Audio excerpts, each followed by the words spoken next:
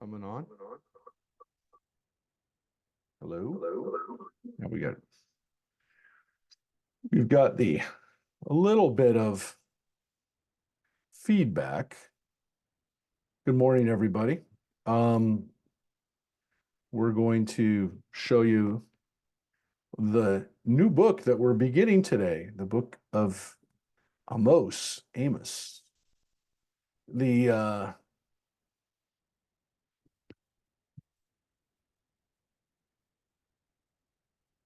Still letting people in, and let's share this with everybody. Can you hear us? Elise, can you hear us? You're muted. Hopefully you can hear us. Oh, you know what? I got to turn up the volume in here a little bit. The volume in this room is not as high as it normally is. So let's get that up. Let's get that up for people. Okay, I can hear you now. You can hear us okay? Yes, you're fine. Okay, good. The synagogue is used for many things. It's used for Torah study. Occasionally it's used for poker. We had our men's club poker event, which you're invited to. Well, men's club people are invited to. What? I know, but we've never really ruled on that, whether women are permitted to. The whole idea, though, was for a guy's night out. Was guys needed guys' time. But it's not like it's not like, thanks, Mike. I don't want to take your money. We had a nice time. And it was very, I don't think there was anything untoward said. I don't think,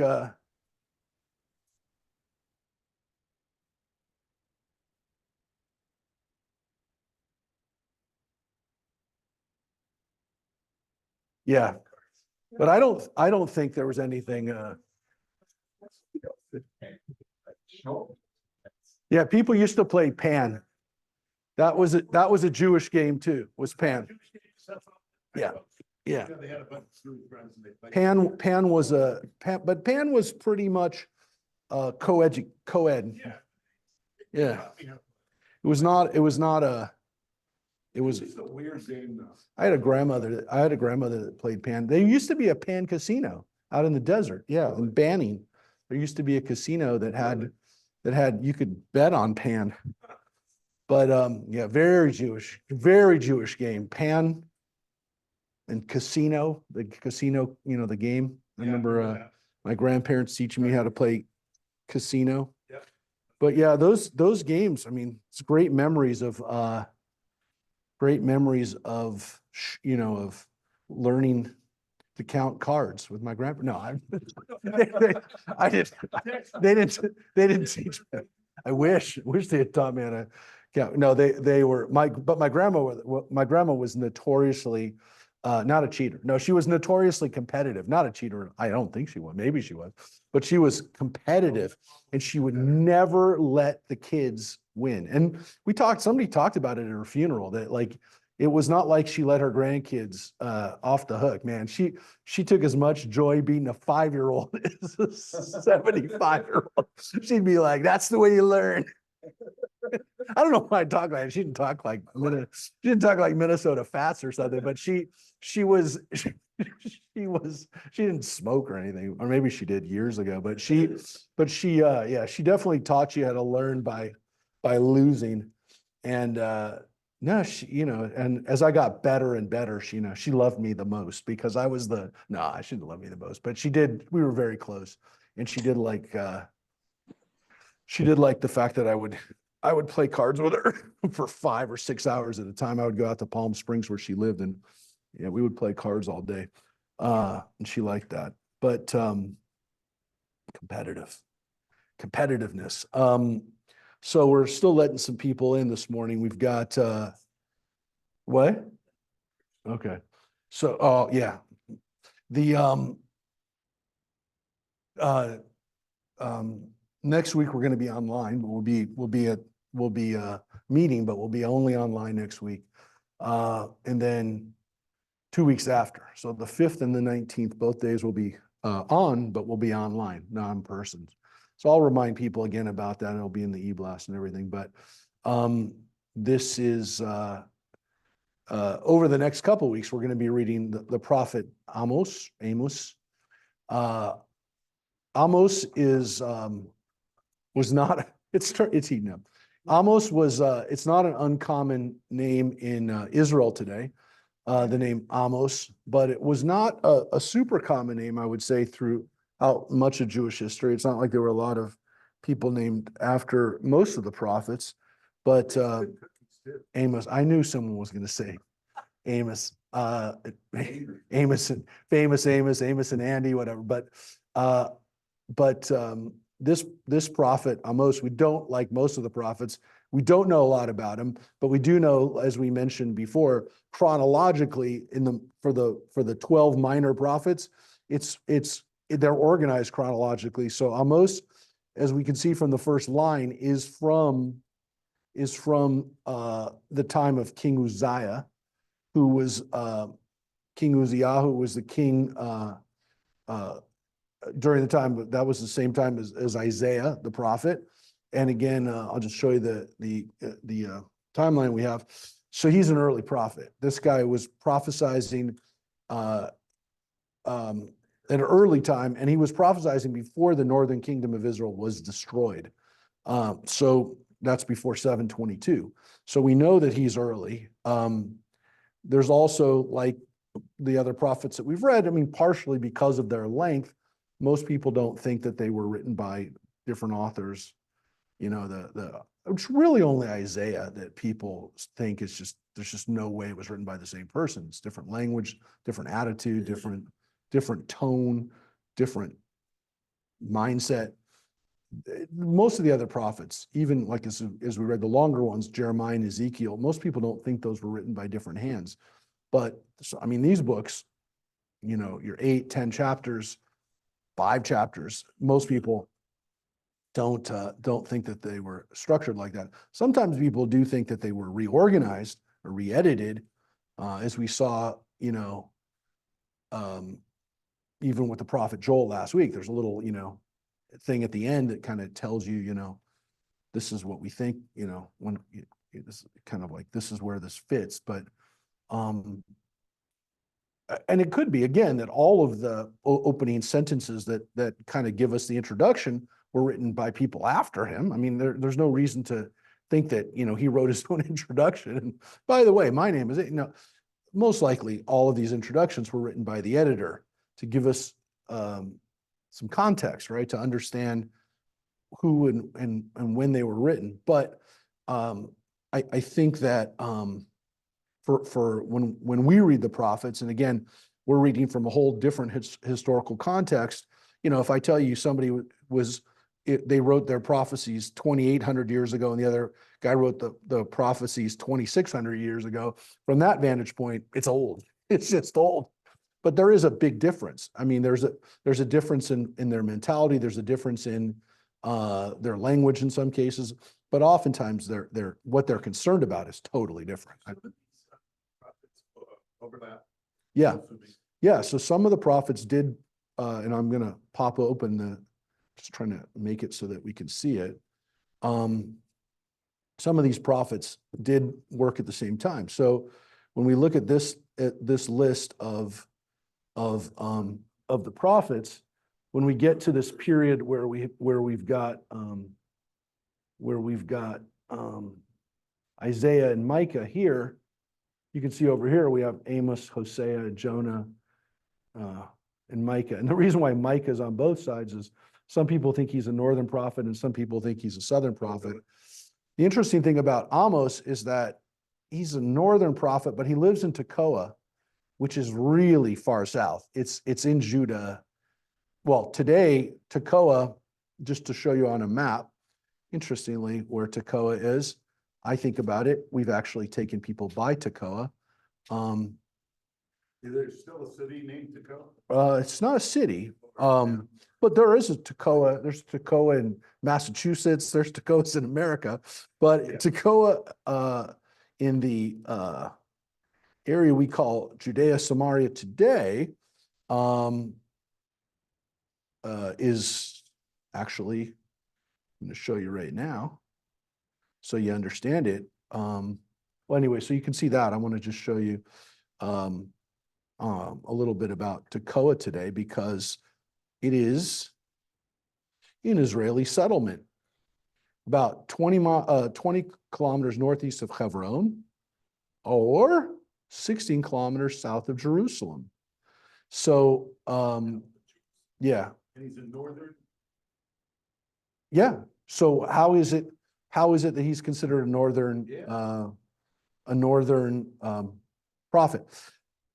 So technically it's in the tribe of Benjamin, but it really is like Judah. I mean, that's why putting him in the north is kind of questionable. But he only prophesied about the north, and that's kind of why I think that person put them in there. But he's, doesn't say he's from Judah, but we'll take a look at why. But you see right here, it is named after the hometown of the biblical prophet Amos, which is usually identified with Kirbat Tuku, which is near the Palestinian village of Tuku. Well, Tuku clearly keeps the name Toccoa there. You don't have to be an Arabic scholar to know, or you don't have to know any language to know that Tuku and Toccoa are the same name. So the Arabs named their city, their town after, it's not a city, their town after Toccoa. When Toccoa was established after 1967, the Jewish people who built that land were building it because they wanted to live near where Amos lived. And that's why they called it Toccoa. So again, according to some people, Israel confiscated the land from the citizens there.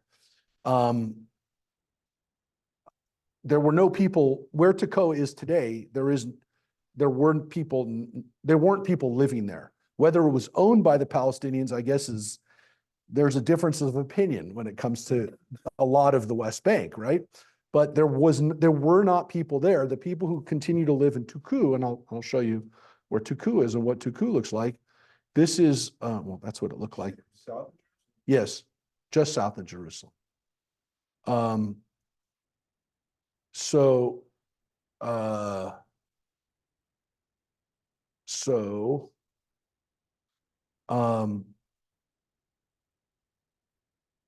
let's just see I'll just tell you how many people live there. The Ottoman period. So, the modern town, the inhabitants were Bedouin tribesmen, and the population in 1961, the population was 555. So, when they did the census in 1967, there was 1,360 people. So the settlements that are there today, everyone can see. Oh, I'm not showing this. Sorry. I meant to be showing this right now. Is it possible that Tacoma back in the biblical time was a different place? Why? Like more north? No, I mean, we don't think so, but it just shows you that area was kind of like on the border between the north and the south. I mean, it's close enough to the north that, they're concerned about it, but I don't look, I just wanted to show you some of the people that live there, today. Toccoa? I'll show you. I'll show you on the map. But you can see it's a mix. Toccoa today is a mix of religious Zionists and secular Israelis. Many new immigrants from the former Soviet Union also live in Toccoa. There's now 3,600 Jews that live in Toccoa. 3,600? Yeah. So, yeah. And you can see the guys who live there, it's part of the Gush settlements. I'm telling you this because this is an interesting part of Tekoa, of the history of Amos, is that the area today it's part of the negotiations and part of what's going to happen. So these are some of the people who live there. The people who've lived there, as you can see, this guy, Menachem Froman, right, one of the leaders there, has had close ties with PLO and Hamas leaders. I mean, he's an Orthodox guy who maintained good relationships, tried to maintain good relationships with the Arabs. This is what Tekoa is famous for 20 years ago. In May of 2001, 2 Israeli boys from Tekoa, Kobi Mandel and Yosef Ishran, were killed by unknown persons who were never apprehended. You can see there's been other attacks on people who've been killed there. The Kobi Mandel one really shocked and hurt a lot of people because Kobi, one of these young kids, was American. So when he was murdered and the bodies were found, people went crazy. I mean, they were very upset. And there is now an act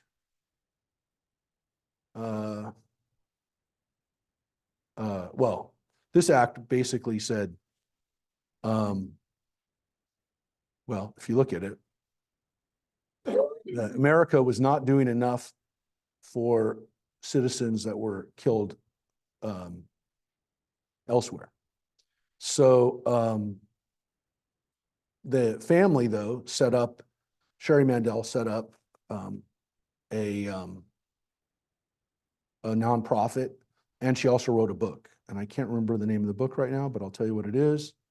It's a very, very powerful, well-written book about, the book is called The Blessing of a Broken Heart. It won the 2004 National Jewish Book Award. And it talks about her mourning. So that's one of the more famous modern residents of Tekoa. But let me just show you again a little bit about Tekoa. So if you look on the map, here's Jerusalem right here, and here's Tekoa. It's 10 miles away. It's like people who live in Tekoa work in Jerusalem and go to Jerusalem every day. Just you have to go through a series of, right here, you have to go through a series of checkpoints. Yeah. Well, it can be with a K or with a Q, but the point is, it is a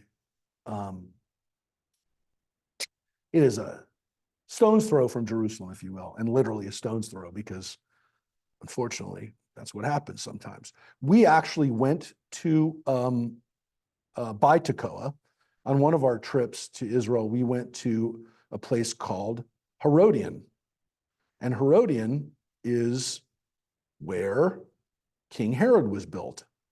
And so we've actually excavated Herodian, and we didn't go into Tekoa, although if we had time. Let's just show you that Herodian is right there. It says somewhere around here about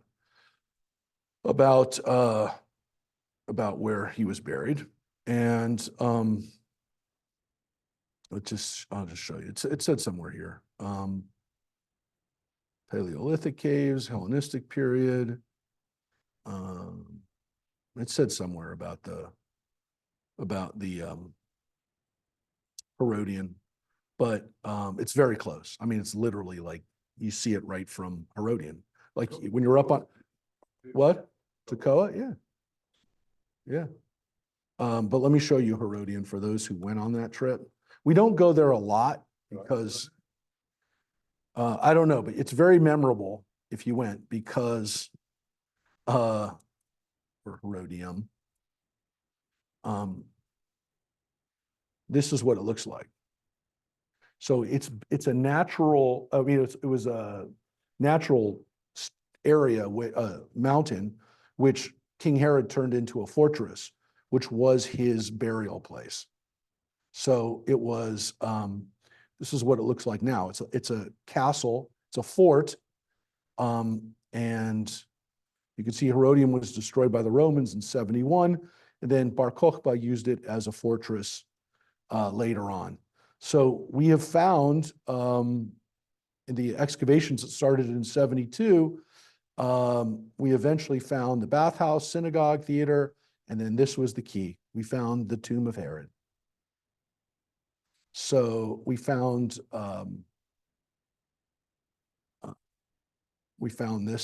these fragments of his sarcophagi. We've reassembled it, and this is what the palace looks like. It's a very strange, very noticeable.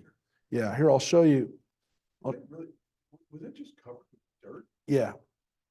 But what's interesting about this, and what's interesting about this fortress is that there's four corners where there are towers. So these are the towers. Each corner had a tower, had a round tower. I mean, what I actually would like to show you, just to take one more moment, even though it's not exact, it's about Tekoa. I'll show you what it looked like in its heyday. So King Herod built lots of things, as we know. He built the wall of Jerusalem. He built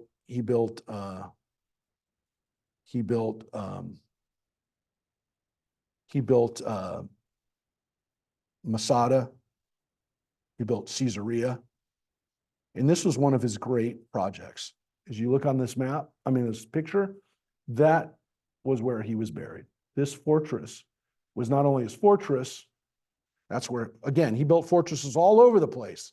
He built fortresses all over the land of Israel, right? Masada had a fortress. Jerusalem had a fortress.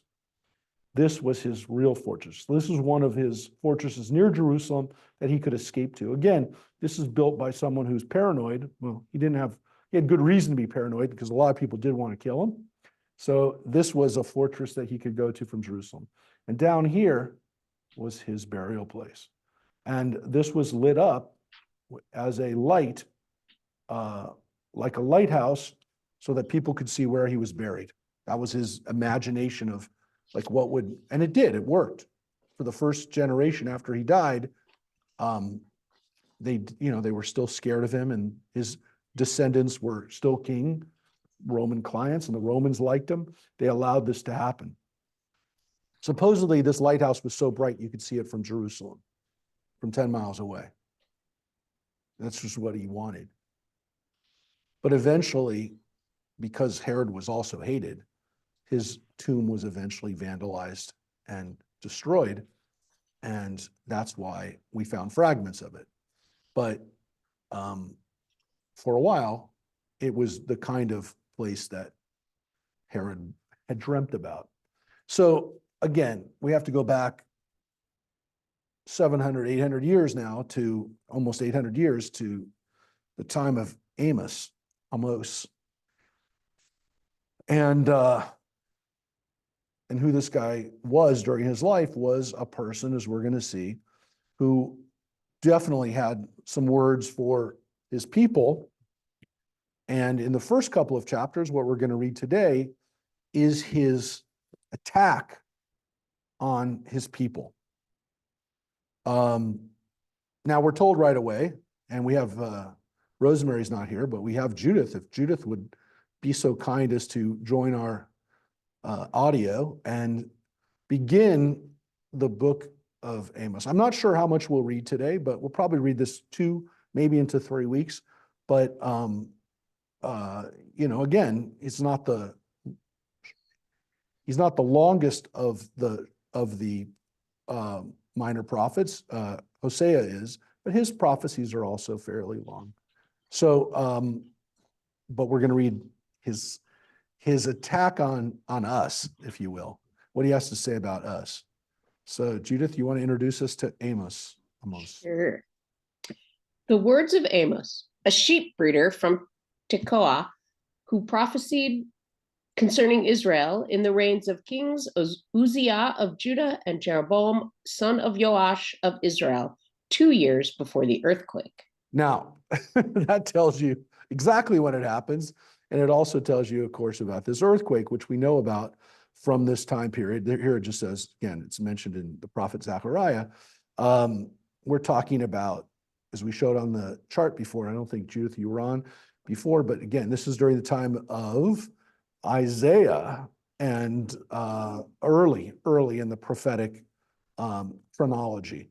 So again, this is King Jeroboam II, one of the more powerful kings of the northern kingdom. There was the first Jeroboam who separated the kingdom during the time of Solomon. This is Jeroboam II.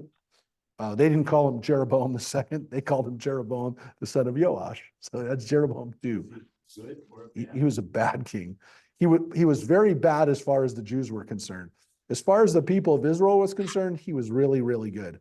By the way, the reason we know that, and I'll just show you real quick. This is the northern kings. Here's Jeroboam II. He reigns from 782 to 753. Again, during the time of, this is Amos, Hosea, Jonah, Micah, are all during this period. He rules from 782 to 753. That's 30 years, folks. Yeah, it does say evil. But if you want to know whether he was successful or not, 30 years. The next 1, 2, 3, 4, 5 kings don't reign for 30 years. successful at what? Controlling his kingdom, keeping his kingdom strong.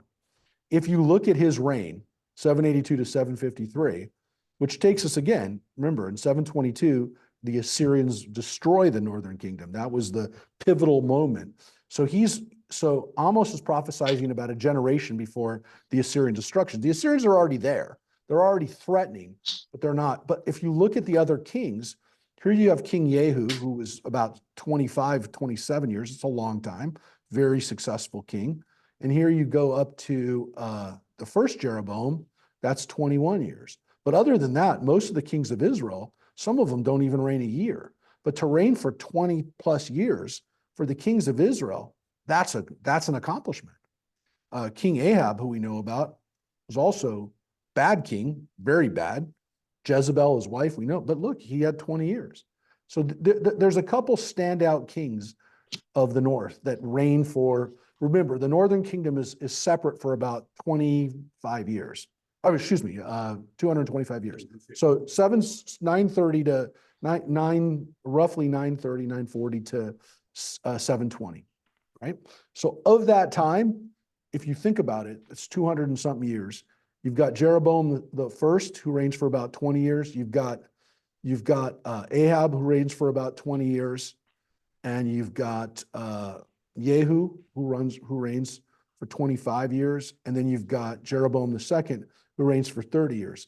Of those are the 4 standout kings, both the Jeroboams, Ahab, and Jehu. Other than that, all of these other kings reign for very, very short amount of time.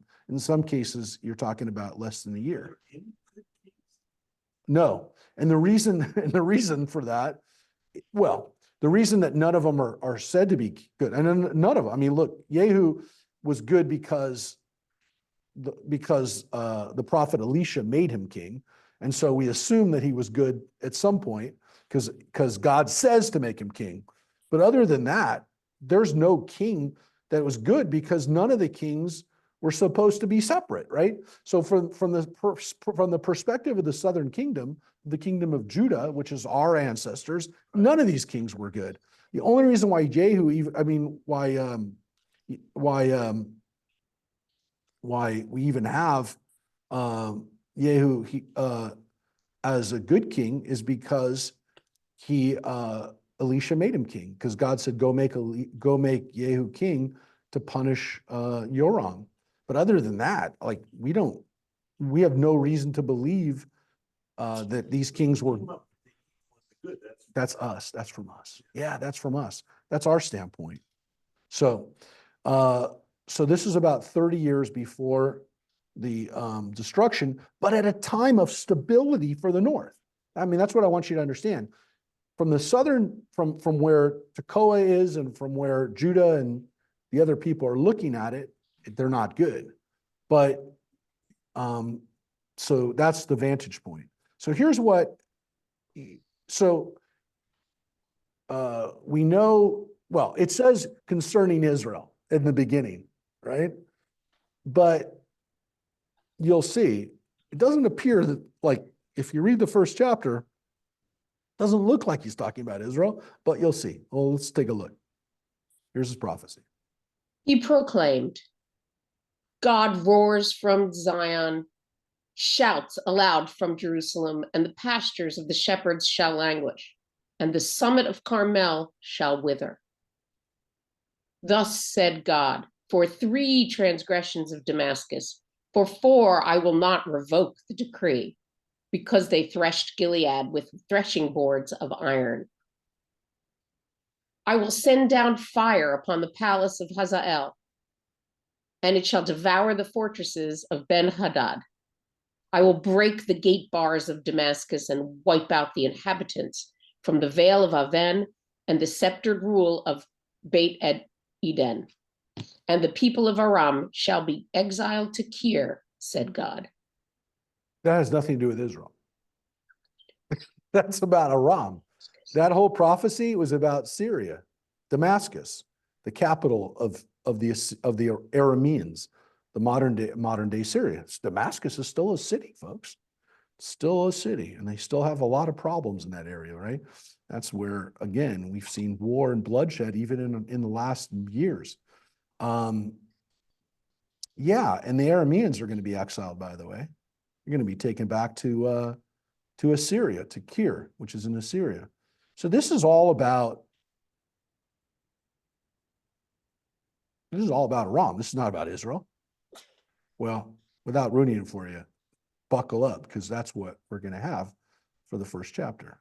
Everybody but Israel. Yeah, just a couple little things to point out here, though. So Hazael is one of the kings, right? Ben-Hadad was one of the kings of Aram. We read about these guys. We've read about them because they were our neighbors, and they were very much part of our political, situation in the north. So we know about these places. But look at some of the places that are mentioned in Aram. There's a place called Bekat Aven. That's the Vale of, translated as the Vale of Aven. But look, there's another place there called the Beit Eden, the house of Eden. And it means that they also had a place called Eden. Just pointing that out because this is Aram. There's a place called the house of Eden. Probably a nice place. It shows you that Eden was also referred to, and we know that now from some of the archaeological finds that we had, that Eden is referred to in other ancient Near Eastern sources. This is one of them. Mentioned in the Quran. It is, but that's later. Yeah, it's much later, right? So, but the fact that the ancient Near East, yeah, probably had some. Now, that's Aram. Next. Thus said God, for 3 transgressions of Gaza, for 4 I will not revoke the decree, because they exiled an entire population which they delivered to Edom. I will send down fire upon the wall of Gaza, and it shall devour its fortresses. And I shall wipe out the inhabitants of Ashdod and the sceptered ruler of Ashkelon. And I will turn my hand against Ekron, and the Philistines shall perish with no remnant, said the sovereign God. Yes, and as John is pointing out, it's a little strange to read right now, right? It's kind of crazy to read this. What's also strange to think about, though, is very clear from this. And at the end, of course, as prophets do, they talk about cities or capitals of a nation rather than just calling it out. Here, he says at the end, the Plishtim, the Philistines. We know exactly, again, from the cities who he's talking about, but he says the country. He calls out the people. What's interesting about this, of course, today is that Gaza is very much not a Jewish city. It's a Philistine or Palestinian city. It's not, they're not the same, but they have the same name. Yeah. So at that time, the Romans had already renamed it? Yeah, no. Well, because none of it was Israel. Yes, and so when the Romans Romans renamed it after the Bar Kokhba revolt to punish the Jews, the Judeans, this is before, this is way before. So this is when the Philistines actually lived there. This is before the Romans. Yeah, So this it was wasn't way Palestine. before. So it wasn't, No, what it is? yes, well, it was Philistines. It was not inhabited by Jews. And not only was Gaza not inhabited by Jews, Ashdod and Ashkelon were not inhabited by Jews. Ekron was not established, was inhabited by Jews. Those three cities, there's 5 main cities of the Philistines. Gaza, Ashdod, Ashkelon, Ekron, and Gath. Those are the 5 cities. It was called the Philistine Pentapolis. Each of those cities seemed to have been ruled by a king, like Greek city-states. Remember, the Philistines were Greek. They were Greek people. They were ancient Greeks. They had migrated from the Aegean islands, like Crete and other places in the Aegean, to ancient Israel.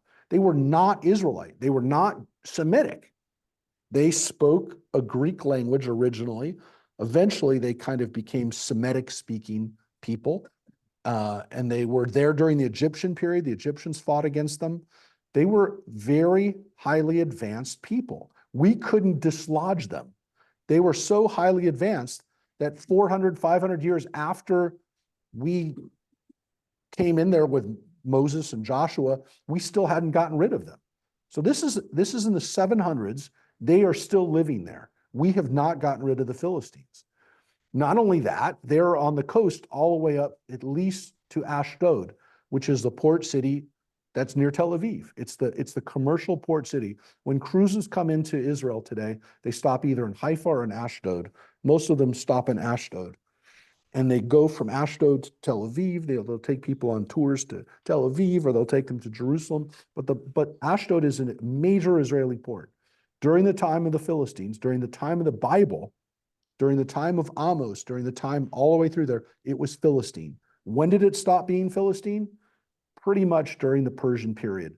By the end of the Persian period, it was no longer Philistine. We didn't use the term Philistine anymore. And so when the Romans resurrected that term, they knew exactly what they were doing. They punished the Jews by naming the country after Greco-Roman people who lived there, who were their cultural ancestors. So let's stick it to the Jews by naming it after the one group of people that we're actually connected to. Nope, no one referred to Canaanites. Well, by this time, yes. By this time, but interestingly, we stopped seeing them being referred to as Canaanites because they were either absorbed, they're still living maybe as Canaanites, but they're not really. The only Canaanites that we really, and we're going to see them, are the Phoenicians, are the people in the north who are still referred to as Tyre and Sidon, but they don't really refer them as Phoenicians ever. But those are the only real Canaanite people. Did the people of Aram, were they considered Canaanite? We don't consider them Canaanite. They probably were a little bit. And then, of course, how much Canaanite blood did we have by this point? But Ashdod, Ashkelon were Philistine, and they're being condemned as Philistine cities.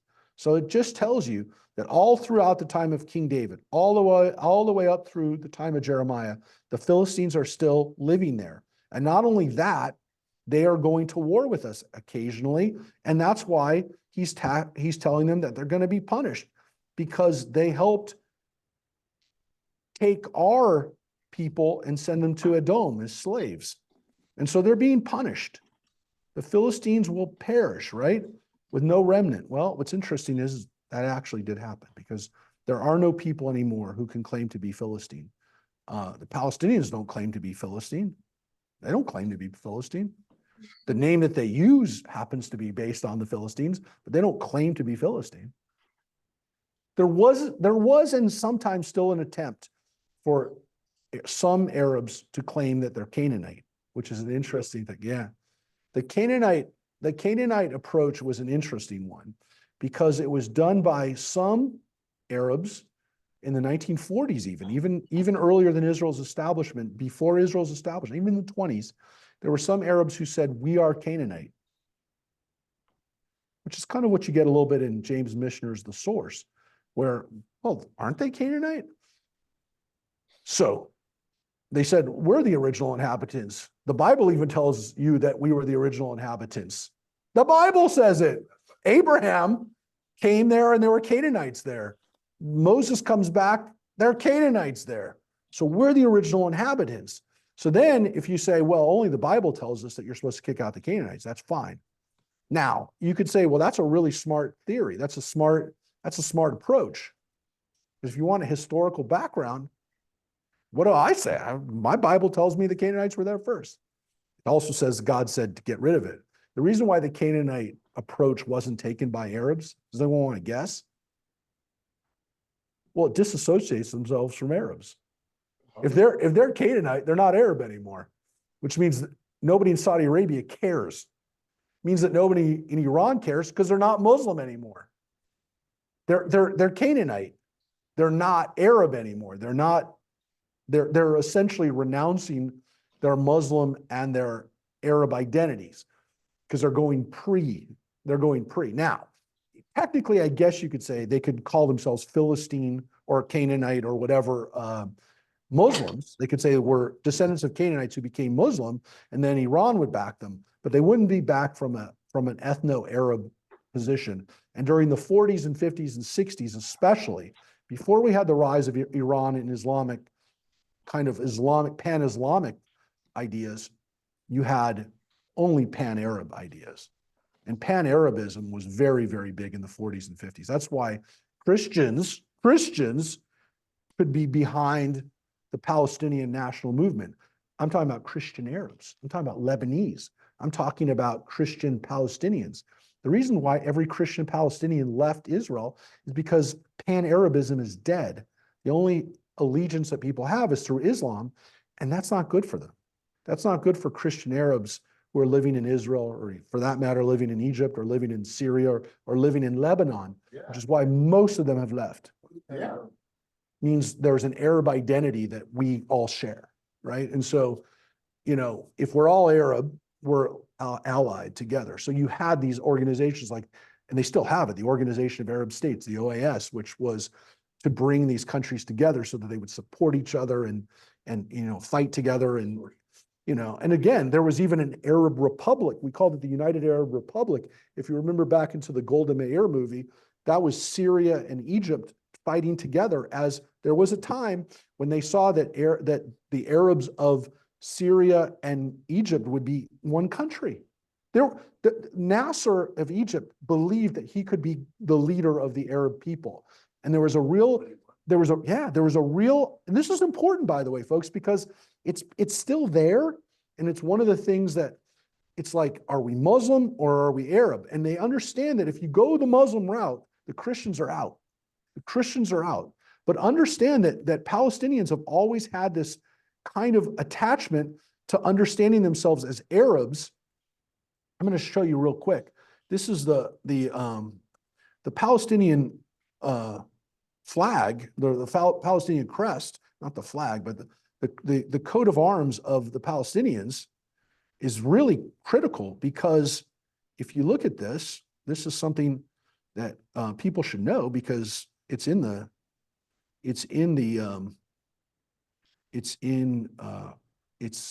there still. This is the Palestinian emblem, right? It's an eagle covered by the Palestinian flag. It's similar to the emblems of Egypt and Iraq. This is called the Eagle of Saladin, right? The guy who drove out the Crusaders. And this Eagle of Saladin is an Arab symbol. It's not a Muslim symbol, it's an Arab symbol. Now, Saladin was Muslim, I'm not saying he wasn't, but this was specifically taken by the Egyptians when Egypt became a country, an independent country. There was an eagle symbol that Saladin used, but this symbol goes back to the 1920s to Pan-Arabism in Egypt. And so the Palestinians adopted that. And this was a big issue. And remember, many of the original Palestinian leaders, not just even so much of the PLO, but of the PFLP, George Habash, who was one of the leaders of the main terror group against Israel, these were Christian. These were Christian guys. You don't see them anymore. But the leaders of the Palestinian terror organizations, even in the 60s and 70s, many of them were Christian. Not the case anymore. So this, We have a neighbor that's from Lebanon.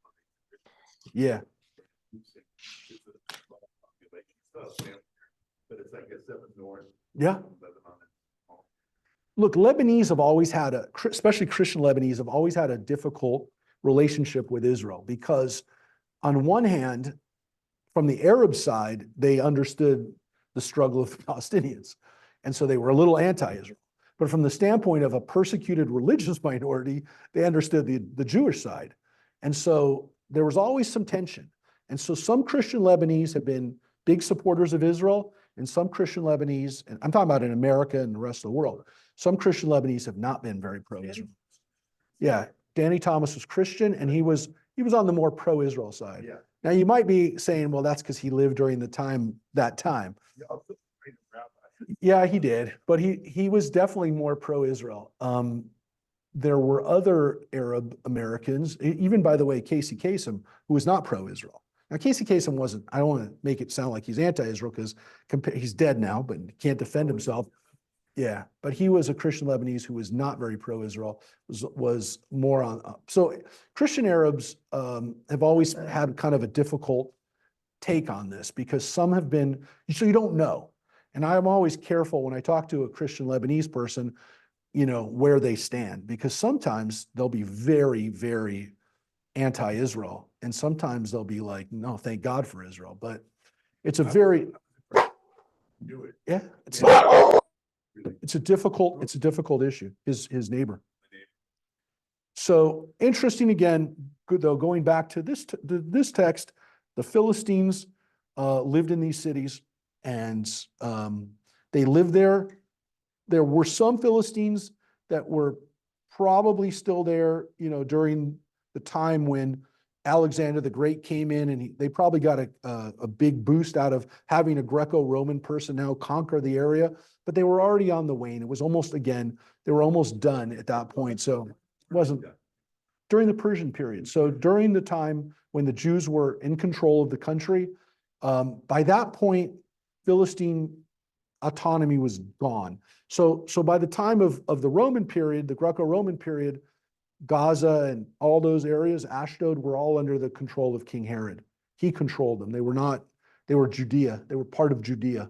So by the time of the Maccabean period even, which is after the Persian period, it's after the time of Alexander the Great, that already there were Jews living in those cities and they were Jewish cities. And so we have synagogues, for example, in Gaza. We didn't excavate a lot in Gaza when it was under kind of Israel's control before 2006. There was a little bit of excavation. I meant to tell you that. Herodium never would have been excavated if the 1967 war hadn't happened. If Israel hadn't taken that area, Herodium never would have been excavated. Never. I would say never, but I don't see a realm where that gets excavated. Again, I'm not arguing for Jews to live in the West Bank so that we can excavate Herodium. I'm not saying that. But I am telling you it never would have happened if they hadn't had control of it. So take that for what it's worth and just know that we're learning about our history because these areas are under Jewish control. Ashkelon and Ashdod, we've excavated those cities. Even though there's ancient stuff that's not us, it's Philistines, still very interesting. I went through 2 summers ago, Tracy and I were in Israel for a few days just on our own. We got to walk around Ashkelon. I hadn't walked around Ashkelon in a long time because it's not Jewish. So I won't take a group there and go, hey, let's spend 2 hours walking around the Philistine ruins and Canaanite ruins of Ashkelon because it's not our stuff. It's still very interesting though. So there's a lot of stuff that we also have excavated that isn't even necessarily establishing the Jewish connection. You can argue it's establishing the biblical connection, which is true, but it's also just uncovering the past and understanding what the Philistines actually lived like. Because we only have bad stuff about the Philistines in our Bible, but we can read between the lines and know that they were a very advanced culture and that they had a great deal of power. So that's the Philistines living on the coast. So we went to the north, or we went to the east, we went to the west. Now we're going, Judith. But Herod, Wait. Herod was, just based on some side reading that I was doing, he really was, anointed the king of the Jews almost by accident. Yeah, and by the Romans. Right, by the Romans. The Romans Yes. controlled the whole area. Yeah, So he was Yeah. basically the governor. yeah.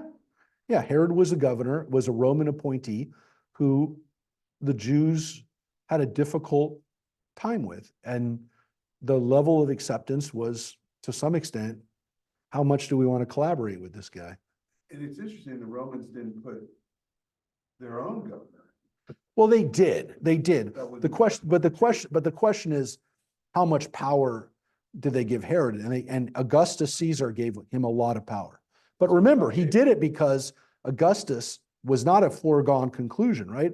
Augustus, Julius Caesar's nephew, who became emperor, was young and did not have the backing of every Roman. Mark Antony did. And remember, Herod took a big chance in backing Augustus instead of Mark Antony. That was a big gamble on his part. It was the right gamble, but he didn't know. He didn't know. I have to go back and watch Richard Burton movie. Yeah, but Augustus was it's a little bit in the movie, but it doesn't really talk about Judea in its full, because it wasn't that important. But it's interesting. I was just reading a little bit about some of the later Julian Claudian emperors, that family that Julius Caesar and Augustus Caesar kicked off. The guy who we know as Caligula, Gaius Caligula, he had actually talked about moving the Roman capital to Egypt. So this idea of Egypt's importance was important, not just for Mark Antony and the story of Julius Caesar and Cleopatra, Mark Antony and Cleopatra, but even later on, even 20 years later, 30 years later, people are still talking about the importance of Egypt, because Egypt was the breadbasket for Rome. It's where all their food came from. And it was ancient, and it was more centralized to some extent on the Mediterranean. So they were still Romans that were talking about moving the capital from Rome to there, which of course would have just freaked out the Romans to no end. The Senate, you're basically telling the Senate, we don't care where you are, we're putting the capital there. And of course, Constantine eventually moved the capital to Byzantium. He actually moved it, which was a major upheaval for the Romans. But there was always this idea that maybe the empire should shift further to the east to be more centralized. Essentially would have been if as America expanded to the west, that somebody would have said, we really should move the capital to Chicago, and Romans dealt with that too. But of course, that did affect Israel. That did affect our history. So that is the Philistines. And now we're going to go north. Judith? Thus said God, for 3 transgressions of Tyre, for 4 I will not revoke the decree, because they handed over an entire population to Edom, ignoring the covenant of brotherhood. I will send down fire upon the wall of Tyre, and it shall devour its fortress. Yeah, so that is the Phoenicians. And if you look at the covenant of brotherhood, this is the alliances that would go back to the time of King Solomon with King Hiram in Tyre. So again, also mentions, here it says again, and I think it said back there too, whether our population, our exile was to Aram or whether it was to Edom.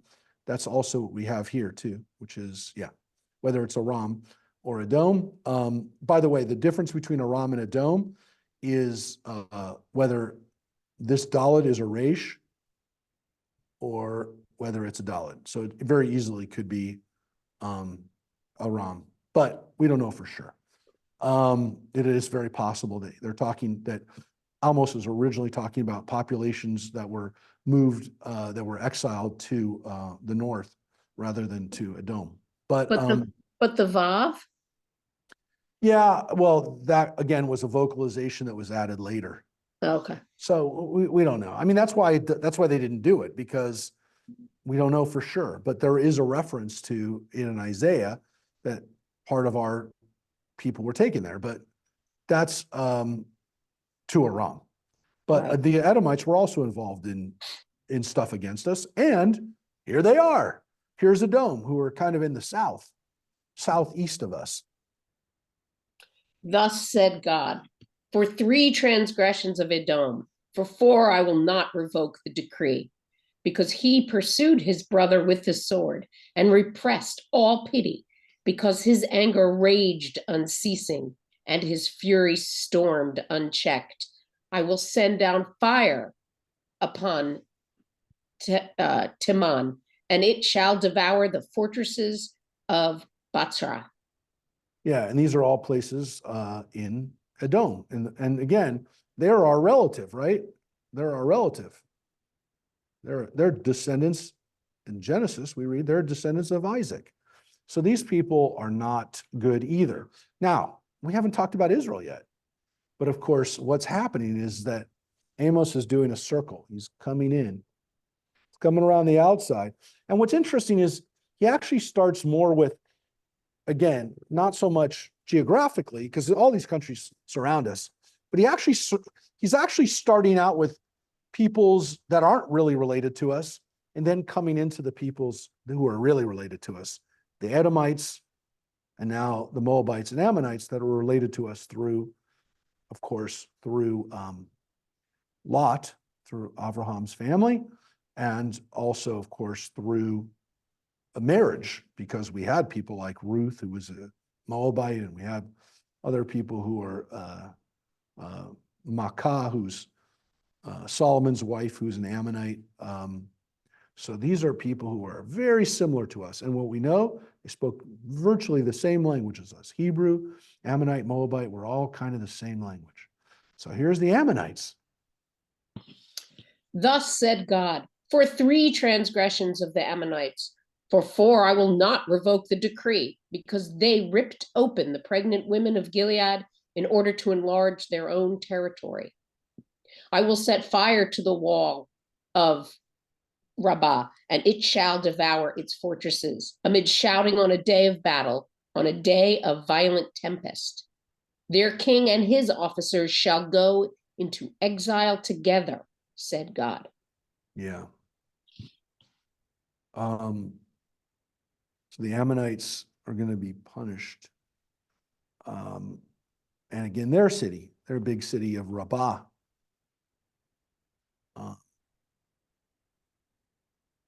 That is the capital of Ammon, which is now called Amman. It's in Jordan. That is the capital city of the Ammonites.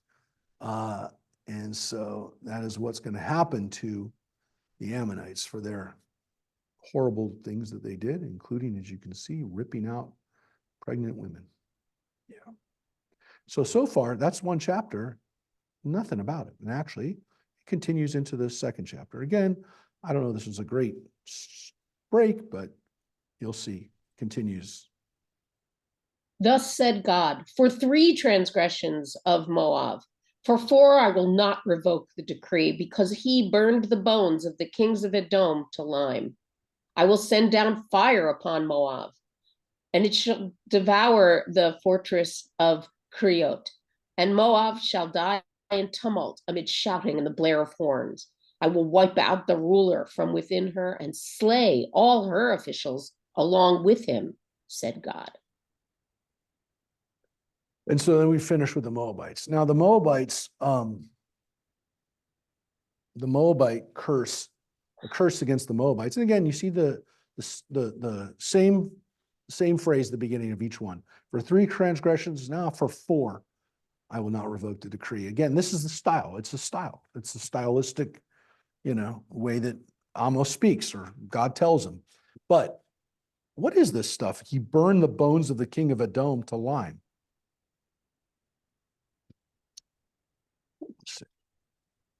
Anybody have any guess what they're talking about here? This isn't something he did to us. It's something he did to Edom. It's something he did to Edom that the Moabites did. It says he burned the bones of the king of Edom to lime. Now, Didn't Yeah. treat, it didn't treat the dead with respect. yeah, and this is really bad too, right? So, Plastered him on the wall. so according to Rashi, king of Edom fell into the hands of the kings of Moab, and they burned his bones and plastered them on the walls of their house. So that's pretty Game of Thrones. I mean, that is not just killing them, but actually burning the bones of somebody and turning it into your house. Wow. We're not sure. We're not sure. But it does tell us, by the way, that the Moabites and the Edomites didn't get along, at least at some point. It shows you that the countries that were going on, the stuff that was going on the east side of the Jordan River, again, you have Edom in the south, then Moab, and then Ammon. Those are the three countries that make up modern day Jordan today. Those are three countries. They didn't get along. Moab and Edom shared a border. Moab and Ammon shared a border. It shows you that there was fighting that went on amongst them. Don't forget also, we have a weird story in the book of Kings that has to do with the Moabites and the Ammonites and Edom. I'll just show you the story real quick because maybe there's a connection. And it's a very strange story. It is one that we've talked about before. And I'll just show you. I'll just show you. Hold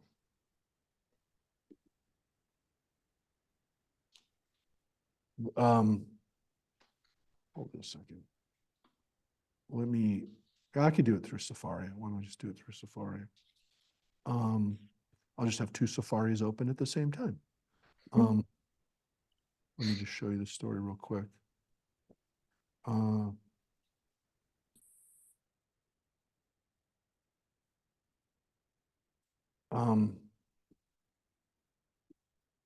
This is a story from 2 Kings. It's a battle that Israel leads against the Moabites. So here's the battle, just to recall. This is during the time of Elijah and Elisha, 2 Kings 3. And so they're fighting against Moab, and Elisha is talking about them.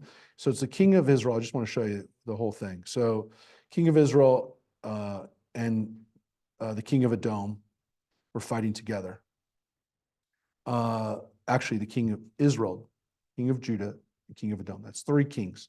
And they march against Moab. And this is during the time of Mesha, when he rebelled against us. And again, we have the Mesha stele that I showed you. We actually have a text from King Mesha. So here it says, the Moabites heard the kings were advancing on them. They rallied, they stationed themselves on the border. There's a huge destruction of the Moabites. It talks about it right here. Which one? So, Verse 20. Let me just get to the point. So only the walls of the Kir Hareshet were left, and the slingers surrounded and attacked it. Seeing the battle was going against him, it says, the king of Moab, again, this guy named Mesha, led an attempt of 700 swordsmen to break through the king of Edom, but they failed. So he took his firstborn son, who was to succeed him as king, and offered him up on the wall as a burnt offering. A great wrath came upon Israel, so they withdrew from him and went back to their own town. That's the end of the story. So it's a weird story. We've talked about this before. It's a very weird story. It's a story of human sacrifice. What's strange about the human sacrifice is it seems like it worked. But we're not really sure what happened. And so, like, either some miraculous thing happened and the Moabites were able to lift the siege. We normally say that the Moabites lifted the siege because it says that he took his firstborn son and offered him up on the wall, which was like, look what I'm going to do to get out of this. What's also possible, and some people have theorized, he didn't take his firstborn son. He took the Edomite firstborn son. Why? Because in those days they had hostages. They had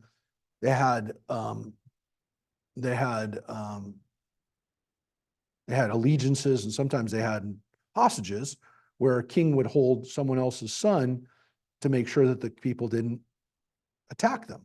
So there's a theory that when it says his firstborn son, it's not Moab's, King Mesha's firstborn son, but the king of Edom.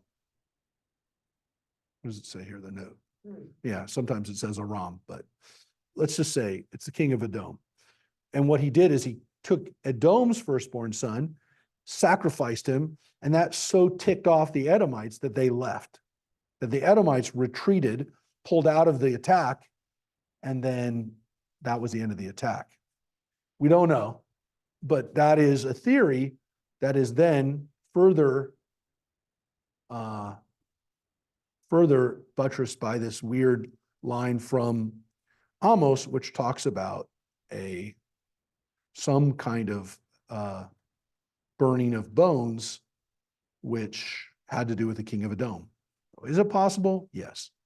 It is possible that these stories are connected. Could be a whole nother story. But whatever it is, they sometimes fought with each other. All right. Now, finally, in verse 4, we get to us. And here is our attack, or here's our condemnation, whatever you want to say. Here's where we get it. Quick review. Same Mark. setup. When the books were divided into chapters and verses, Yeah. is there any, like, what kind of scholarly work has been done on why that it happened where it did? Was it length, or was there A lot of the Christian breaks are because of length. I mean, this one makes no sense because all you had to do if you wanted to break it, and again, we just didn't break it in chapters and verses.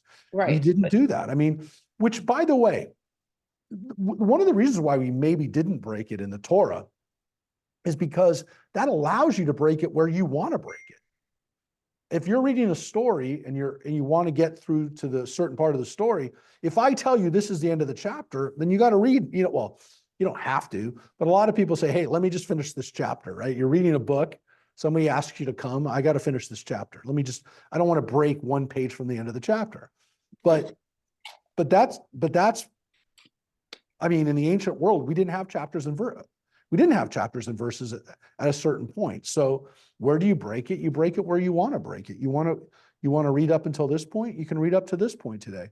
But yeah, once the chapters and verses are there, you don't really have that freedom. So we didn't have chapters and verses.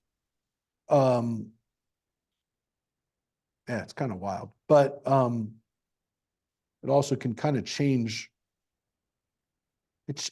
I'm not saying it changes Change the a meaning. theme. It could change a Yeah, theme. it or can could change the theme. Yeah, it does. It for does. that day's reading. Yeah, no, there's no question. So, I mean, this one just doesn't make any sense. So we wanted to get 4 verses of Moab into this one. I mean, it doesn't make sense. It's only because of length. I mean, you can see it. I mean, since you brought it up and it's a good question, I'll just show you. I am kind of fascinated sometimes. I mean, I'm fascinated all the time, but I'm fascinated, and actually it's really important for us for the standpoint of how we figure out how we're going to break up these classes. I've showed this before. This is the Bible statistics. This was not done by Jews, but because the organization here shows the Catholic Bible, but here you can see Amos, there clearly is an attempt in Amos to have the average chapter length to be pretty close to 16 verses per chapter. So the first one's 15 and the next one's 16. I mean, There's only one weird one in the middle. it's pretty clear, right? So, occasionally you'll get a chapter in all of the minor prophets. You have Hosea, which we read, Joel. These are both 20 plus. But if you look at it, most of the other verses, Very Yeah. rarely do you get one that's Above 20. over 20. And so that just seems to be literally like, well, this is what we're going to do for a chapter length. And you can see it's about that long, but that's not the case. That's not the case well, here's Jeremiah. I mean, Jeremiah's average length is 26. In Lamentations, we don't consider a prophet, even though it's written by Jeremiah. But Ezekiel, 26. I mean, Isaiah goes back down to the average, closer to the average of the minor prophets, which is, as you can see, pretty close to about 16. Sorry, but that's the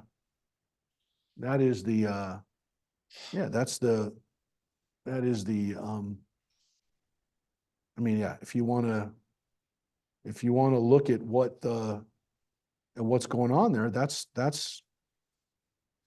seems to be the issue is length for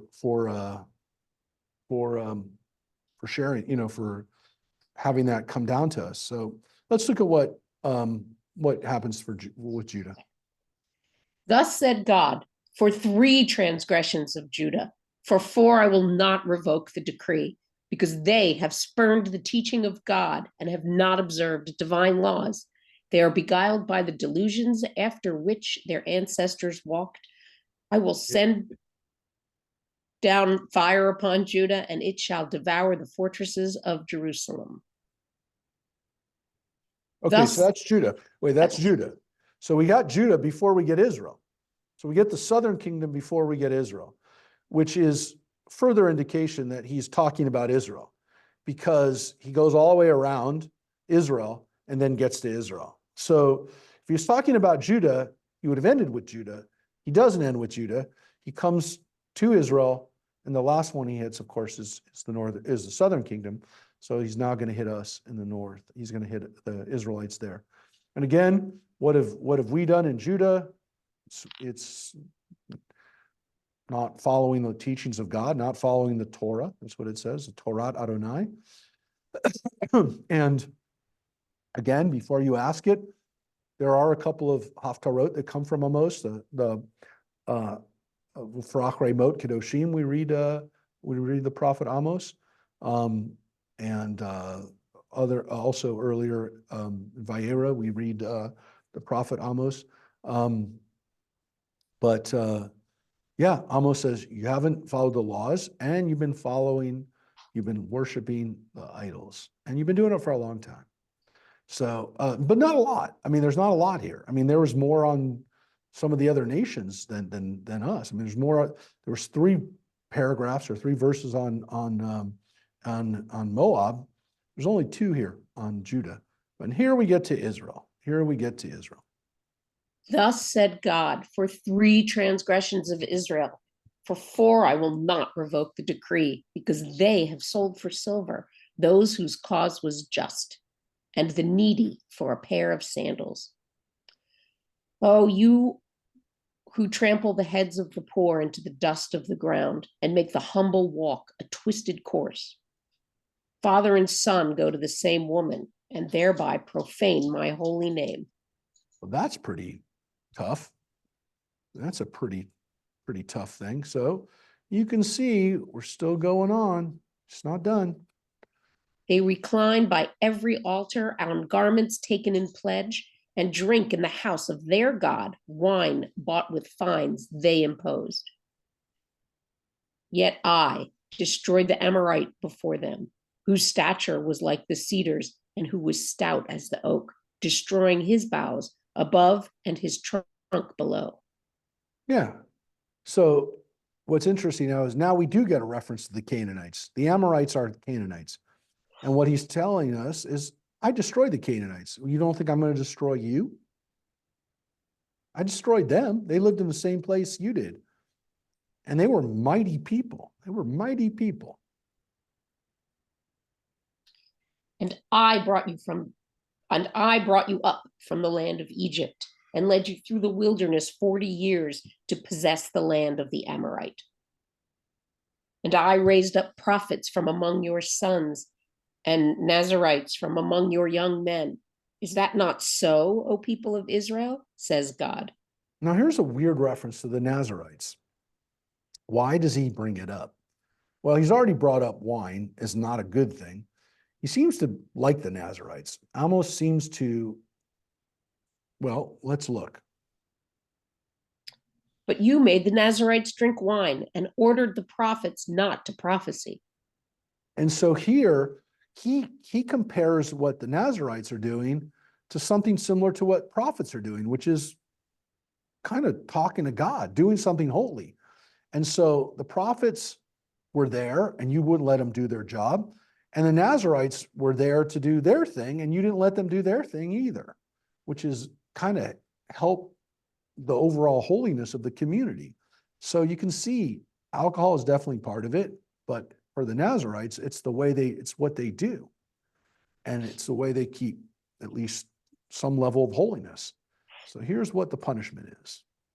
I will slow your movements as a wagon is slowed when it is full of cut grain. Flight shall fail the swift, the strong shall find no strength, and the warrior shall not save his life. The archer shall not hold his ground, and the fleet-footed shall not escape, nor the horseman save his life. Yeah, that's the same phrase, right? The warrior shall not save his life. The horseman shall not save his life. Even the most stout-hearted warrior shall run away unarmed that day, declares God. So you can see there's going to be a failure of your military. So you didn't take care of the people who were supposed to protect you spiritually. I'm taking away the people who are supposed to protect you physically. You didn't let the prophets do their job. You didn't let the Nazarites do their job. Guess what? Soldiers aren't going to do their job. That's the way the chapter ends, and it ends with a Neum Adonai. That's a decent place to make a break, but you can see the attack on us has started.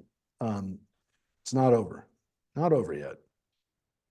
Hear this word, O people of Israel, that God has spoken concerning you, concerning the whole family that I brought up from the land of Egypt. You alone have I singled out of all the families of the earth. That is why I will call you to account for all your iniquities. Yeah, and so even though it does seem that God considers other countries for their iniquities, Israel has a special relationship with God because God has singled us out. And so for that, we are at a different level of responsibility. We have a different relationship with God. It's what being chosen is all about. It's not a free pass. It's actually more responsibility. It's harder. So you get a special relationship with God. You get to be part of this, but the responsibilities are greater. And this is something that is interesting for people who read this today, many of them who aren't Jewish. So what does a person who's Christian feel when they read this? Well, most Christians will understand this to be them as well. So they will see themselves, and this is one of the reasons why the prophets were kept. Because if you have a line like this, you must interpret it in such a way that it applies to you. It can't just apply to the Jews, because otherwise there's no reason for us to even be connected. So when people talk about being grafted onto the Jewish people, when people who are from a Gentile background say we're also part of this covenant now, why? Because they have a special relationship with God, but obviously there's also responsibility. Here's an interesting thing that he compares it to. Can two walk together without having met? Does a lion roar in the forest when it has no prey? Does a great beast let out a cry from its den without having made a capture? Yeah, I don't know why they translated it as great beast. The King James does not translate it that way. What does the King James translate it as? Yeah, it's a young lion. The Hebrew word is kafir. I don't even know why they would call it. It's a horrible translation. It's basically saying that a lion, they didn't want to use the word lion twice, but a kafir is a young lion. We usually translate it as a young lion, but the first one is an aryeh and the second one's a kafir.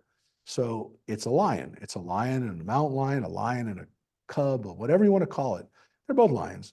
I talk about this a lot because I love lions. Just call them lions. Don't call them mothers. Don't make it seem Not like as it's not a lion. poetic.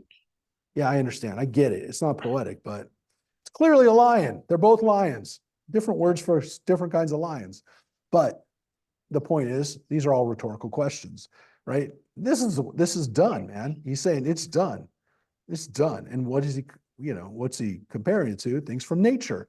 Remember, Amos is a shepherd. So he sees stuff like this out on the job. Remember, again, some of the prophets were priests. Some of them were living in Jerusalem. Some of them were wealthy. This guy is a working class dude. It just said so. It said he's a shepherd. So he was a dude who worked out in the field. We don't get that from all the prophets. This guy actually says what his job was. Interesting, right? So he's talking a little bit about what he sees, the stuff that he knows. Does a bird drop on the ground in a trap with no snare there? Does a trap spring up from the ground unless it has caught something? When a ram's horn is sounded in a town, do the people not take alarm? Can misfortune come to a town if God has not caused it? Wow. So these are all rhetorical questions. Indeed, my sovereign God does nothing without having revealed the purpose to God's servants, the prophets. A lion has roared. Who can but fear? My sovereign God has spoken. Who can but prophesy? Proclaim in the fortresses of Ashdod and in the fortresses of the land of Egypt. Say, gather on the hill of Samaria and witness the great outrages within her and the oppression in her midst. And here it's going to give you a note that in some versions of the Bible, including the Greek Septuagint, it doesn't say Ashdod. It says Assyria, Ashur, which is, again, no daled in one, and the vav and the daled final dad being a resh. It could be a Scrabble error in the Septuagint, but what's interesting about Ashdod, it doesn't really make sense. We know that's a Philistine city, and here it seems to be paralleled with Egypt. Egypt and Assyria were paralleled with each other, and as empires that are on both sides of us. And so Israel, in the midst of those two, is caught between the two. So Assyria actually makes more sense, which is why they gave us that. But in the text, it says Ashdod. And again, we heard the word Ashdod mentioned in the first chapter. It's not like it couldn't be Ashdod, but the Armanot, the fortresses, there's only one fortress in Ashdod. It's a city. Assyria has lots of fortresses. It has many, just like there's fortresses in the land of Egypt. By the way, Mitzrayim is almost always accompanied by the word Eretz Mitzrayim, the land of Egypt. It's interesting because we always, we talk about Eretz Mitzrayim, like we never see Mitzrayim by itself. It shows you that Mitzrayim literally means narrow place, the straits, a narrow place, because Egypt was a country, it was very narrow, it was only along the Nile. And so people saw this country and said, well, it's not very wide. It's just, a few miles on either side of the Nile. On other side, the rest of the country is barren wilderness. So it's called a place of narrowness. And that wasn't our name for it. It's in all the ancient texts, it's called Mitzar. But we called it the land of that because to us, whatever you call the country, it's a narrow place, which is interesting because it's like the land of narrowness, which in itself conveys a certain kind of, it's a certain kind of, it's not just literally narrow, but a place that we saw as a place of constraints. Of course, that's where we were slaves. We were kept constrained there. But it's interesting. We always call it the land of Egypt. Anyways, so around you, these noises are happening. They are incapable of doing right, declares God. They store up lawlessness and rapine in their fortresses. Assuredly, thus said the sovereign of God, an enemy all about the land. He shall strip you of your splendor, and your fortresses shall be plundered. Thus said God, as a shepherd rescues from the lion's jaws 2 shank bones or the tip of an ear, so shall the Israelites escape who dwell in Samaria with the leg of a bed or the head of a couch. Yeah, of course, as a shepherd, he knows what that means. When a lion is done with the, and again, the word here for lion here is um,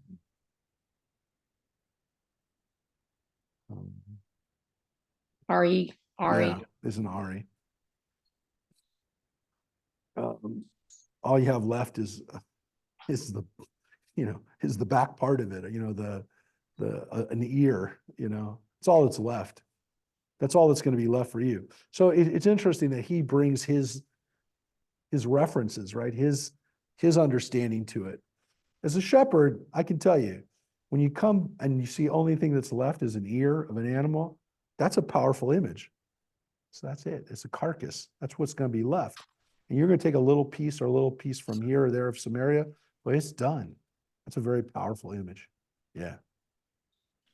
hear this and warn the house of Jacob, says the sovereign God, the God of hosts, that when I punish Israel for its transgressions, I will wreak judgment on the altar of Bethel, and the horns of the altar shall be cut off and shall fall to the ground.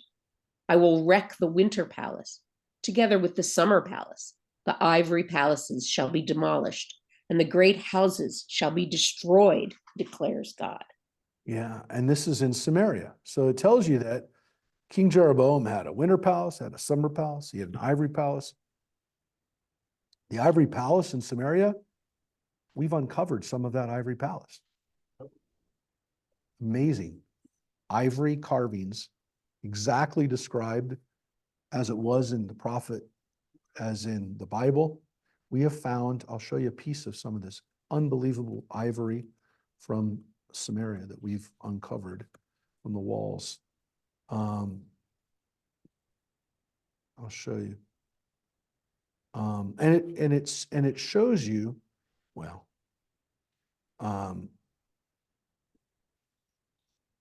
it shows you that parts of the Bible that, are confirmed by things that we found. See, there's some of the ivory carvings. I don't know what else. I haven't seen this picture, but I haven't seen all these pictures. Look at this. See? I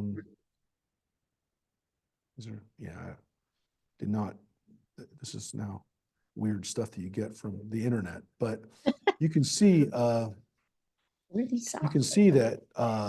we have we have some of these ivories that we found. Again, I don't want to dwell on it, but all found because that area of Samaria was able to be excavated after 1967. So, yeah, this ivory palace, you can imagine how expensive that is to have ivory. So that's the end of chapter 3. We're going to get into chapter 4 here. This is one of the more famous lines.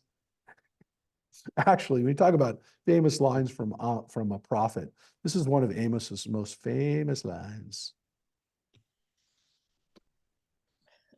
Hear this word, you cows of Bashan, on the hills of Samaria, who defraud the poor, who rob the needy, who say to your husbands, bring and let us carouse.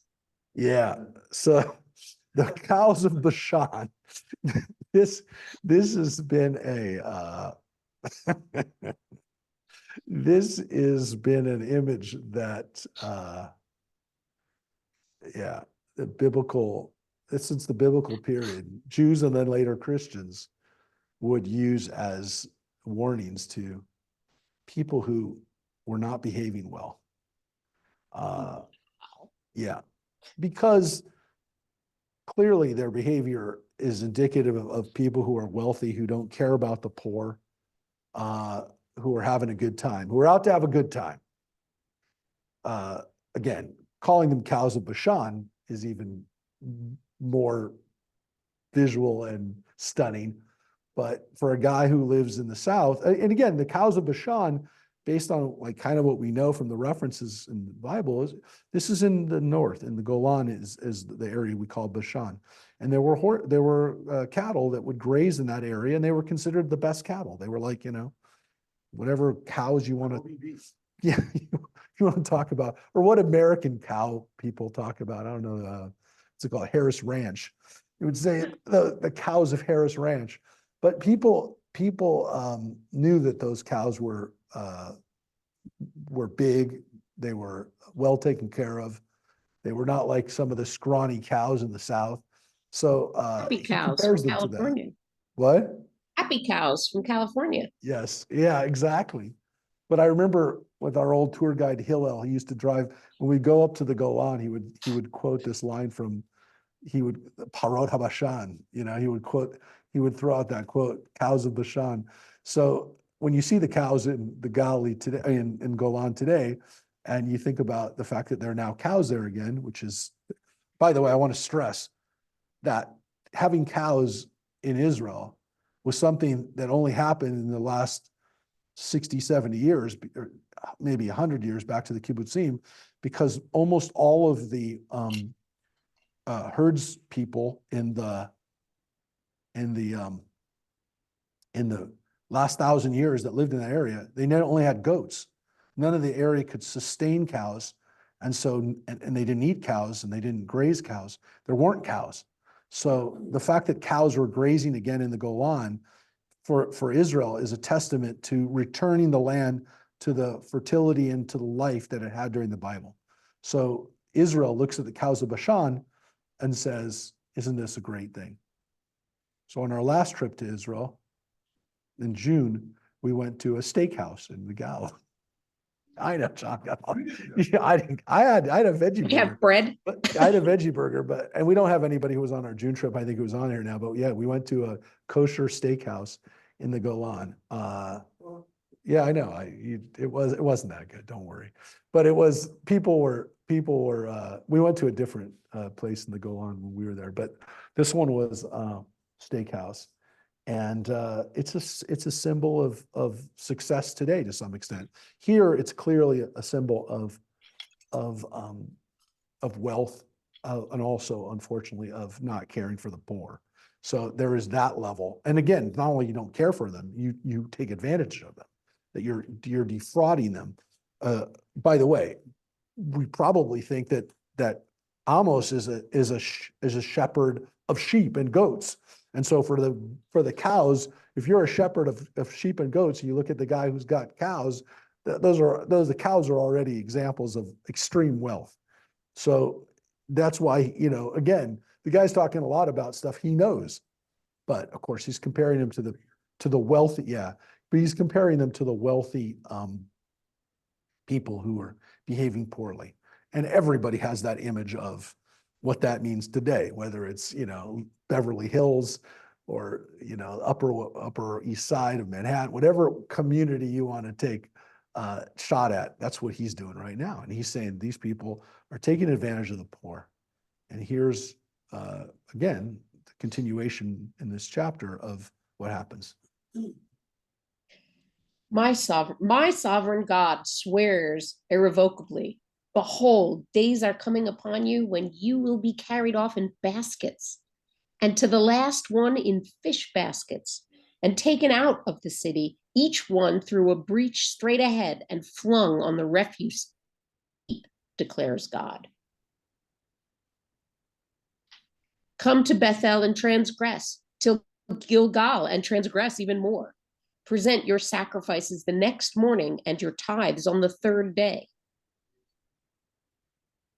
And burn a thank offering of leavened bread, and proclaim free will offerings loudly.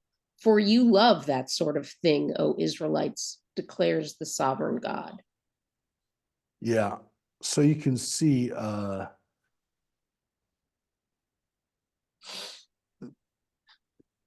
you're offering up sacrifices at your places. Bethel, here it says Gilgal, which again, we assume this is one of the other sacrificial sites. And And you can see they're offering up leavened bread, okay? And again, note here says, you're not supposed to be doing leavened bread as burned. You can offer it up for the priests to eat, but not as burnt offerings. Yeah, you can see what's happening here with your offerings. Here's what you get. I, on my part, have given you cleanness of teeth. What? In all your towns, and lack of food in all your settlements. Yet you did not turn back to me, declares God. Yeah, so what does cleanness of teeth mean?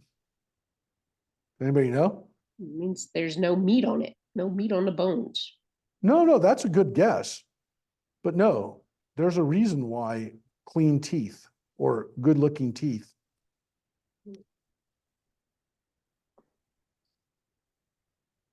Gave them the intelligence to identify the tools to clean their teeth. I don't know. But it probably, what does your translation say, Mary? Okay. This is their punishment, right? This is going to be their punishment. Well,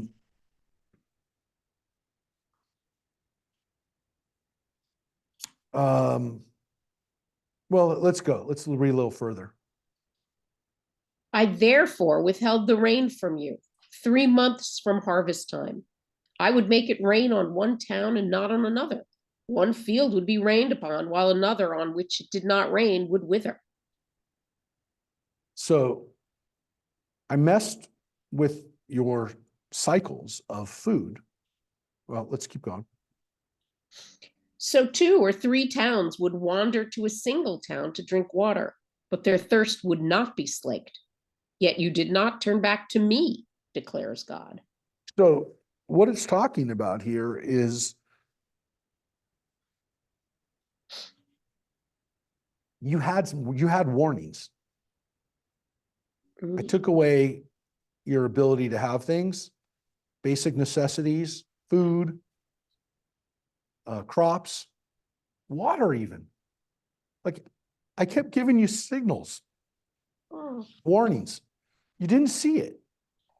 You didn't see it. None of these, all these were opportunities for you to turn back. All the natural cycles of the crops, all of these things. So, you have food. You have food. Now you don't have it. You have crops. Now you don't have those. You don't even have water to drink. And you don't. Here's another one.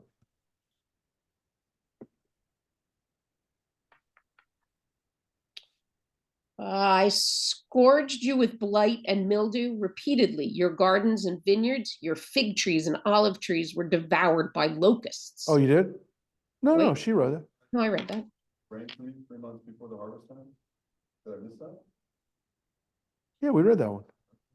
Yeah. We read the next one. So the water is withheld. And then even Wait, more go back. so. I think he's right. What? I thought you read this. I read the towns. Did I read the one before that? Oh, we were just talking about teeth. No. We didn't read Oh, I teeth. did read it. No, I read it. 3 months. Yeah. I read it. You're right. So not only do they not have water, but then I destroyed what you had. Blight and mildew. I don't know. Is that your translation too, Mary? Mildew? Yeah.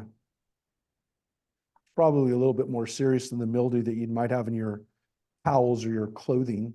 If they weren't, if they're left damp. I mean, this is blight. This is stuff that's some kind of mold that got on their stuff.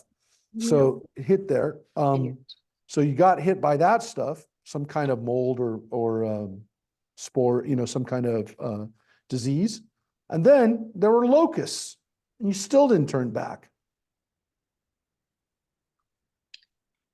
I sent against you pestilence in the manner of Egypt. I slew your young men with the sword, together with your captured horses.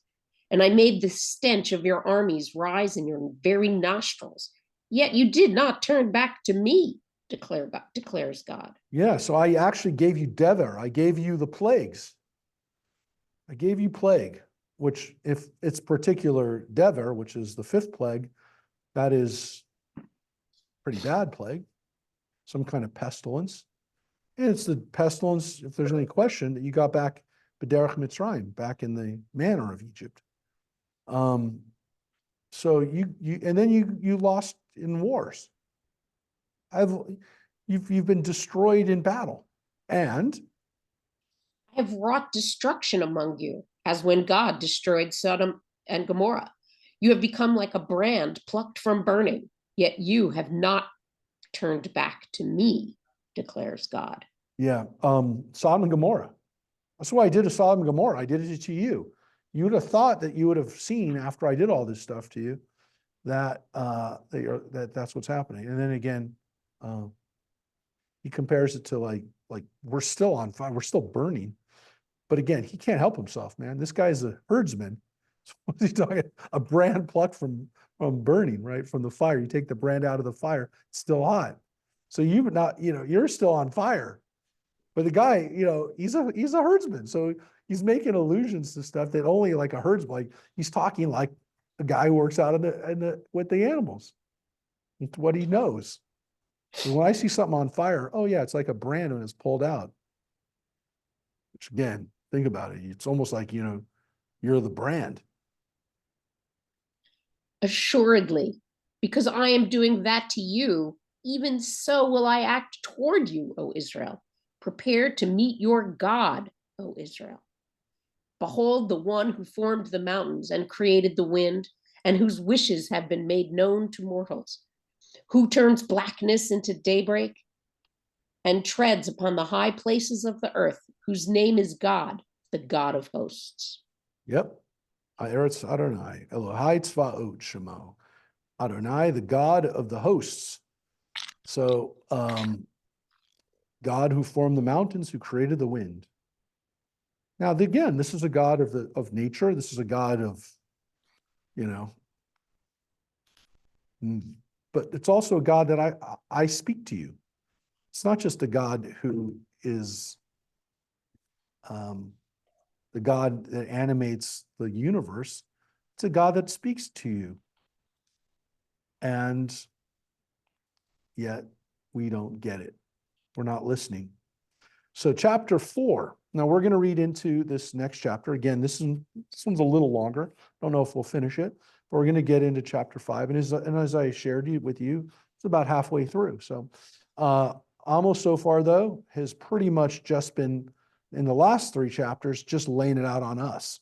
Boom, first chapter, all the other countries. Now it's on us. So again, he got to his point. Now he's hitting us. Okay? Kind of wanted to get to at least to start this chapter, because there are some very famous lines in chapter 5. This is some of what he's known for. Notice that again, he uses this phrase, hear this. Shimu, like Shema Yisrael, right? Hear, listen. But instead of saying Shema Yisrael, he says, listen to this thing that I tell you. Hear this word. Hear this davar. Hear this thing that I'm going to tell you. So here's what he says.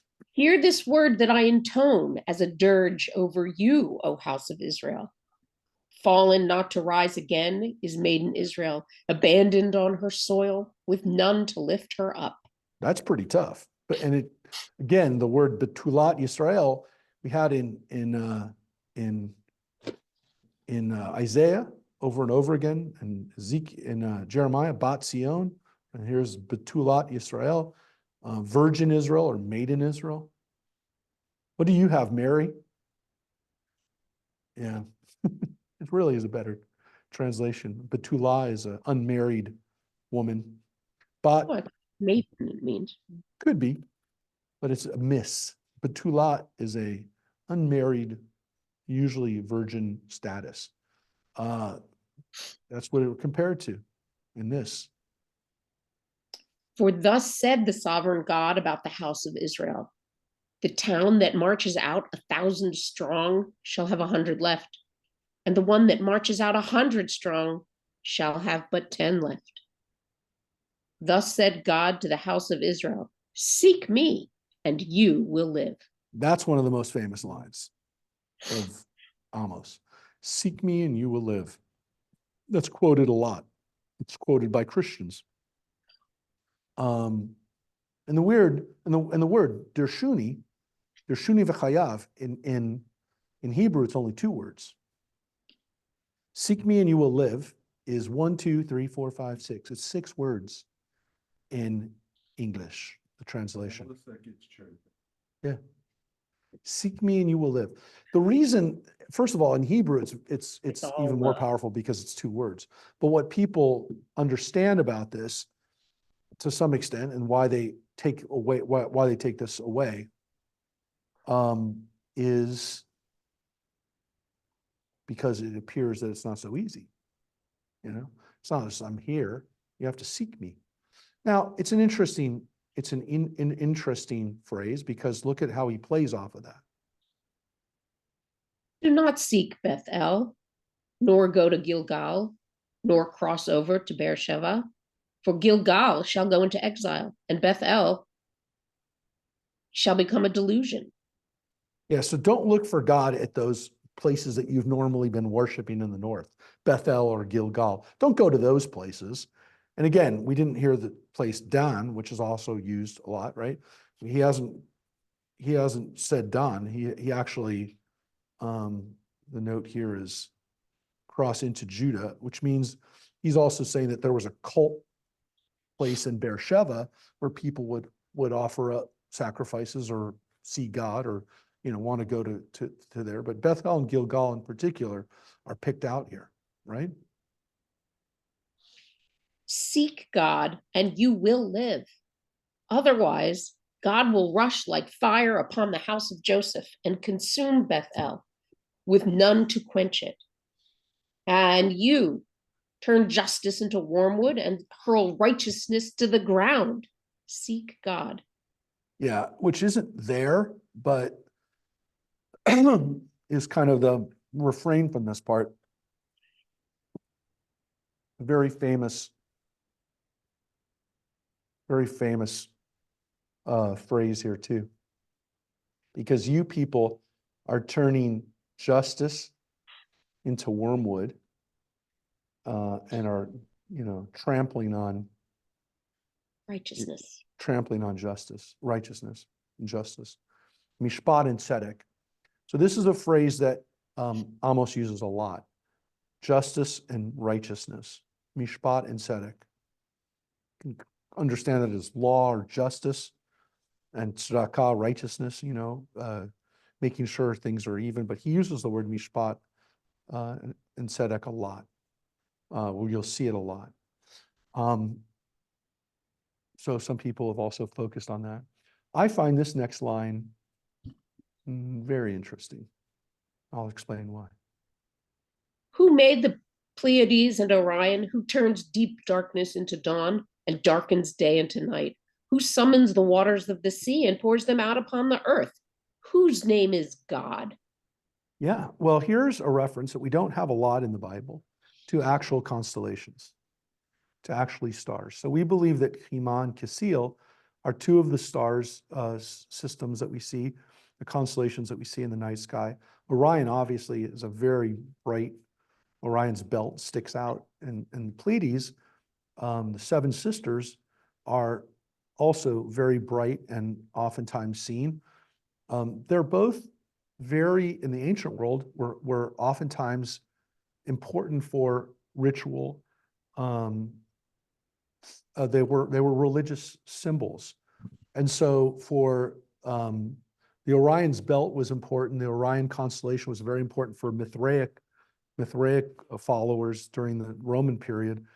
They were still worshiping, Mithra, the hunter, which is a version of Eastern religions and Eastern traditions of seeing Orion as a great hunter in the sky. The Pleiades, we oftentimes call them the 7 sisters, but the Pleiades were revered not just by people in the Near East, but even in the East, even in Asia, China and Japan. That constellation had some very important significance for good fortune and blessing, good luck. And so it was revered. Yeah. So it tells us that in the ancient world, in the biblical period, that was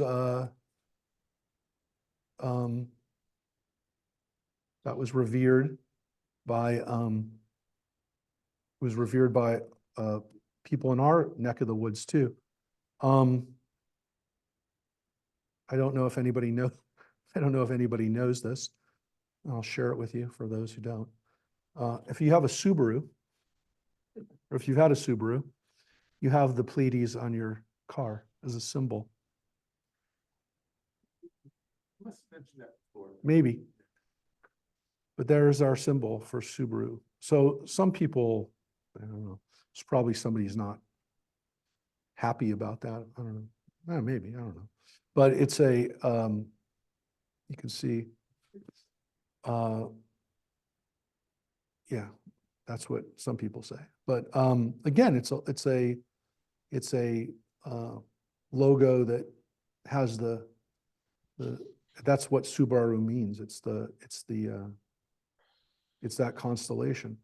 So it was worshipped in the ancient world as a symbol of fertility, as a symbol of strength. I don't know. Subaru, by the way, used to be years and years ago. I mean, years ago, I remember this vividly though, 70s and even into the 80s.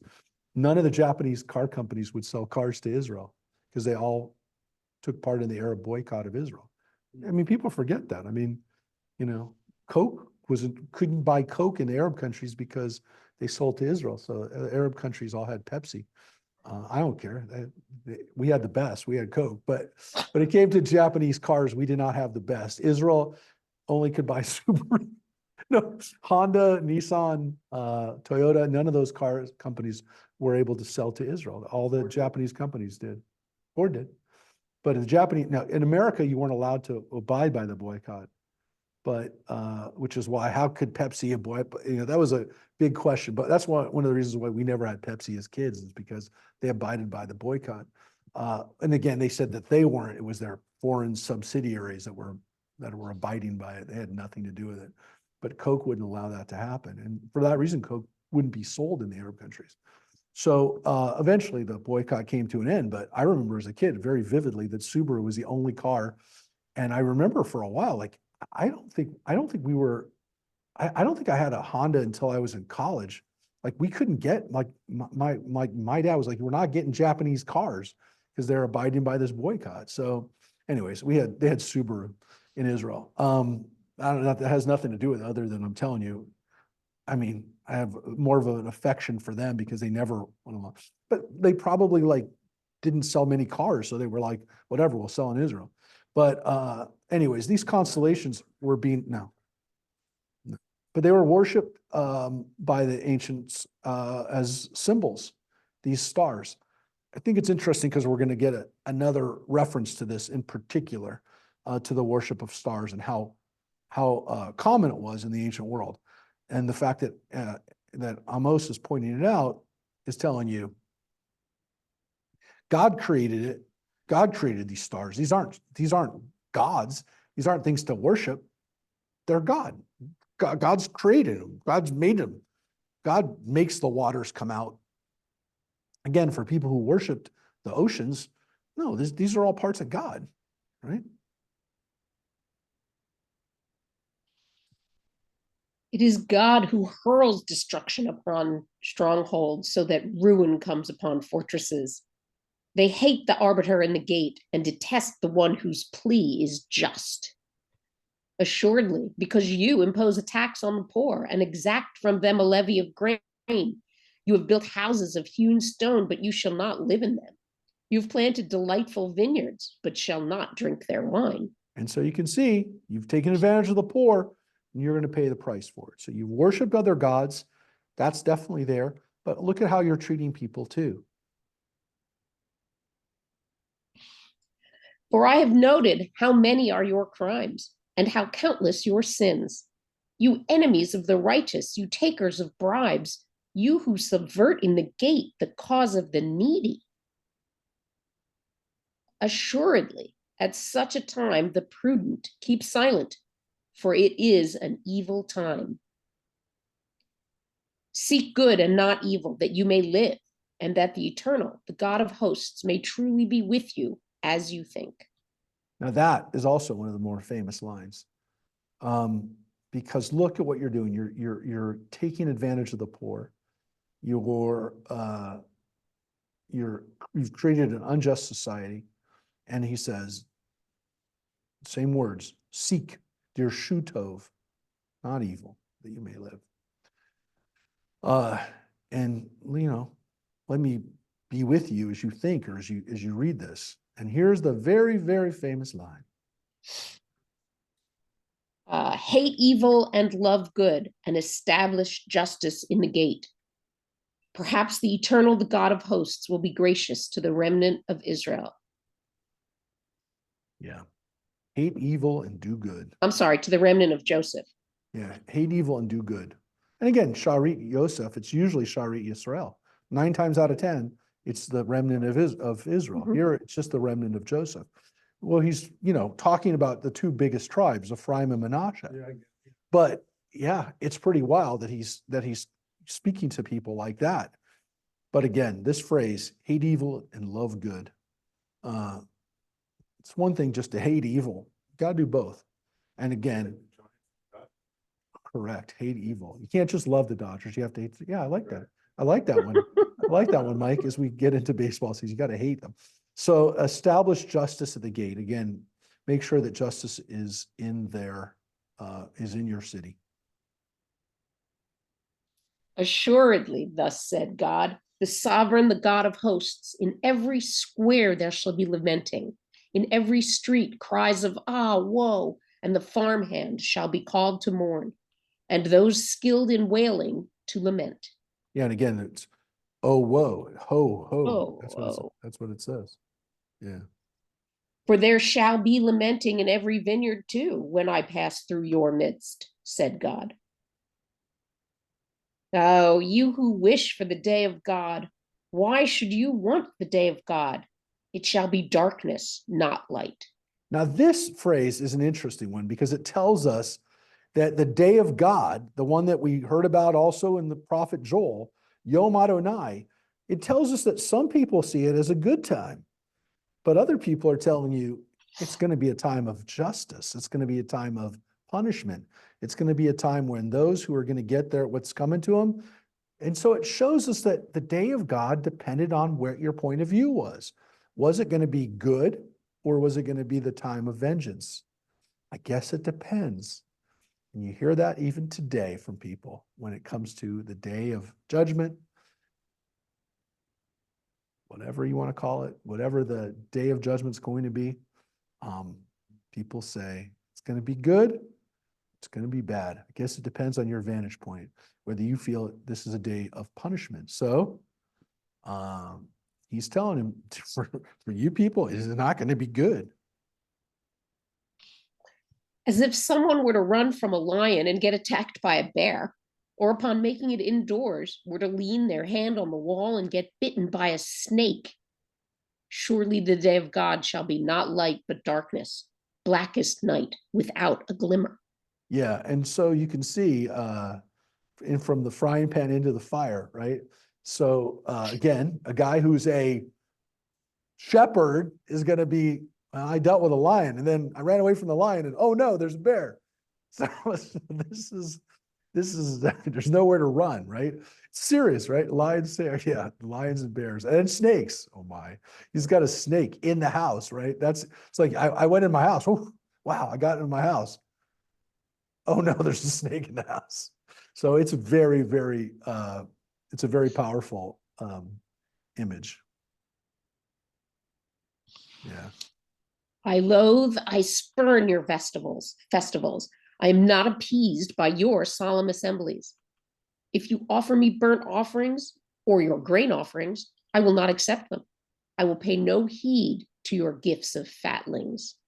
Spare me the sound of your hymns, and let me not hear the music of your lutes. Yeah, stop celebrating. Stop your celebrations. They don't mean anything to me because they're not real. And here's the most famous line in all of Amos.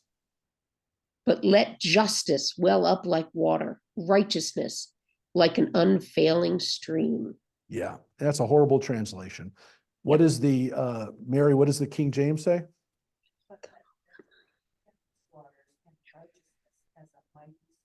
Yeah, I didn't hear unfailing it. stream is just terrible. Can you put it Justice to me? fall down like the waters, righteousness like a mighty stream. That is a beautiful image, and it's one that is often quoted, and you'll see it on walls, and you'll see it on people's, people's homes. This imagery of justice, and again, look at it, mishpat utstaka, same phrase, justice and righteousness. You got to have both. And that idea is oftentimes used in courts of law. They'll sometimes even put it on the walls of a courthouse. These phrases from Amos, so powerful, because again, should flow down like mighty streams, like mighty water, like what we have in our backyard right now in Santa Clarita. This is the last three lines. Did you offer sacrifice and oblation to me those 40 years in the wilderness, O house of Israel? And you shall carry off your king, Sikut and Kiyun, the images you have made for yourselves of your astral deity, as I drive you into exile beyond Damascus, said God, whose name is God of hosts. Now, I want to finish with this, and I could actually, because I love this subject, I could talk about it for an hour, but I won't. Talk about it for 1 second. These are gods that were worshipped.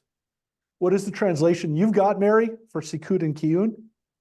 Because it didn't just give us Sikut and Kiyun. Well,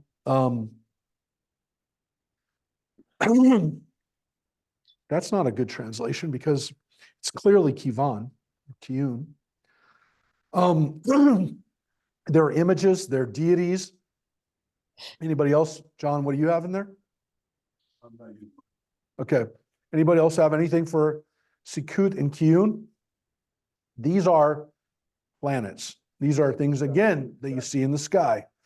Sikut, we understand almost always to be Saturn. Kiyun, I think, is, again, that's a play on, they say here, it's a play on the word Sikut, though, they says is a detestable thing. But, and again, you can see the connection to the word Sukkot. But understand that these were gods that were worshipped, Saturn and Jupiter. I believe it's Saturn and Jupiter. These are stars or planets, things that people saw in the sky that were massive. They worshiped them because they saw track their movements. And Saturn was an ancient god. We know he's sometimes called Father Time. He was the god who was the predecessor to Jupiter, right? Before they worshiped Zeus, they worshiped Kronos, called Saturn in Roman mythology. And of course, these are the two big planets that we have. First Sabbath on Saturday. Yes, which is called Saturday, Saturn's Day. So some people think that there's vestiges of Saturn worship. Of course, the Romans worshiped Saturn. They had a holiday called Saturnalia, which was one of the most important holidays on their calendar. It was the end of the year. And Saturnalia was their big party that they had. Coincidentally, not really, it was December 25th, but it was a time of worshiping the gods, and Saturn worship was very important. Again, do we have a connection to it through our Saturday? I don't know, but the fact is that Saturn was very important in all the way through the Roman period, and still, has Saturnalia came to an end, was actually 8 days, and came to an end on again Christmas time. So some people say that Christmas is a continuation of how important Saturnalia was. But again, Saturn was worshipped. Here's the Temple of Saturn in Rome, still exists. Still, you can see the ruins of it. So it was very important, and they worshipped him throughout up through the Greco-Roman period. So our ancestors dealt with it in the ancient Near East. And what's interesting about this, again, which I think is important, is that this chapter, which refers back to the Pleiades and Orion as creations of God, well, so are these astral deities that you worship. They're not deities, they're parts of the heavens, and you're worshiping them. So it shows that people were worshiping them. They were worshiping them. Jews were worshiping them, and he's making fun of them. He's humiliating them. He's not just making fun of it. He's taking them to task for worshiping these. We know that they're astral deities because it's a kochav. It's a star. So when it's translated as astral deity, that's not what the King James says. King James says what? These stars. What does it say? These Stars of your God. stars of your God. Yeah, these are, it's much clearer. Astral deity sounds like something, I don't know, some science fiction thing, but it really is, you're worshiping these star gods. And he's humiliating them for it. And I'm going to drive you in exile over it. So again, Amos is famous for these beautiful lines like, let your justice well up like water, but it's, as John said, it's kind of taken out of context. He's really telling the people all the stuff that they've done wrong. And in the middle of it, occasionally he'll lay out a little bit more of what's right. He's a little bit more positive in the last half, the last chapters. We're going to take it up in chapter 6. But yeah, he's pretty tough. He's not as comforting, as some of the other prophets are. Percentage wise, he really doesn't hit the positive notes that even Jeremiah does sometimes when he talks about that. So we're going to be reading the rest of it. We'll get through chapter 9 next week. We are online next week. Okay, so next week we're not in person, we're online, and we'll read the last half of the prophet Amos, who again seems like he was a man of the fields, of the pasture, of the shepherding, and kind of more of a blue collar guy, but he's not. He doesn't hold back. And again, maybe living in that community as a shepherd, he knows what it's like to be a working guy and doesn't like to see the abuses that have been happening, not just religiously, not just because the people are worshiping other gods, but because they're treating people like garbage. And so that is what he's going to do. So again, as we move into day 144 of captivity, we hope that this, as we're starting to hear, that this might be the last week of captivity. But until then, I'll still be wearing my number, and looking forward to the day when I can take it off, because every day I put it on, I read the news, I try to see what's happening, and it's hard to believe that some of what we're seeing here is playing out in our own day. Anyways, have a good week, everybody. We'll see you tomorrow night, hopefully for Pirkei Avot, or again, Friday night with Wendy for services. And then don't forget Joe Buchanan on March the 8th. We'll see everybody soon, one way or another. And be happy, it's Adar, or be happier. Shohei's playing today. And Shohei's playing today. Bye. Bye, everybody.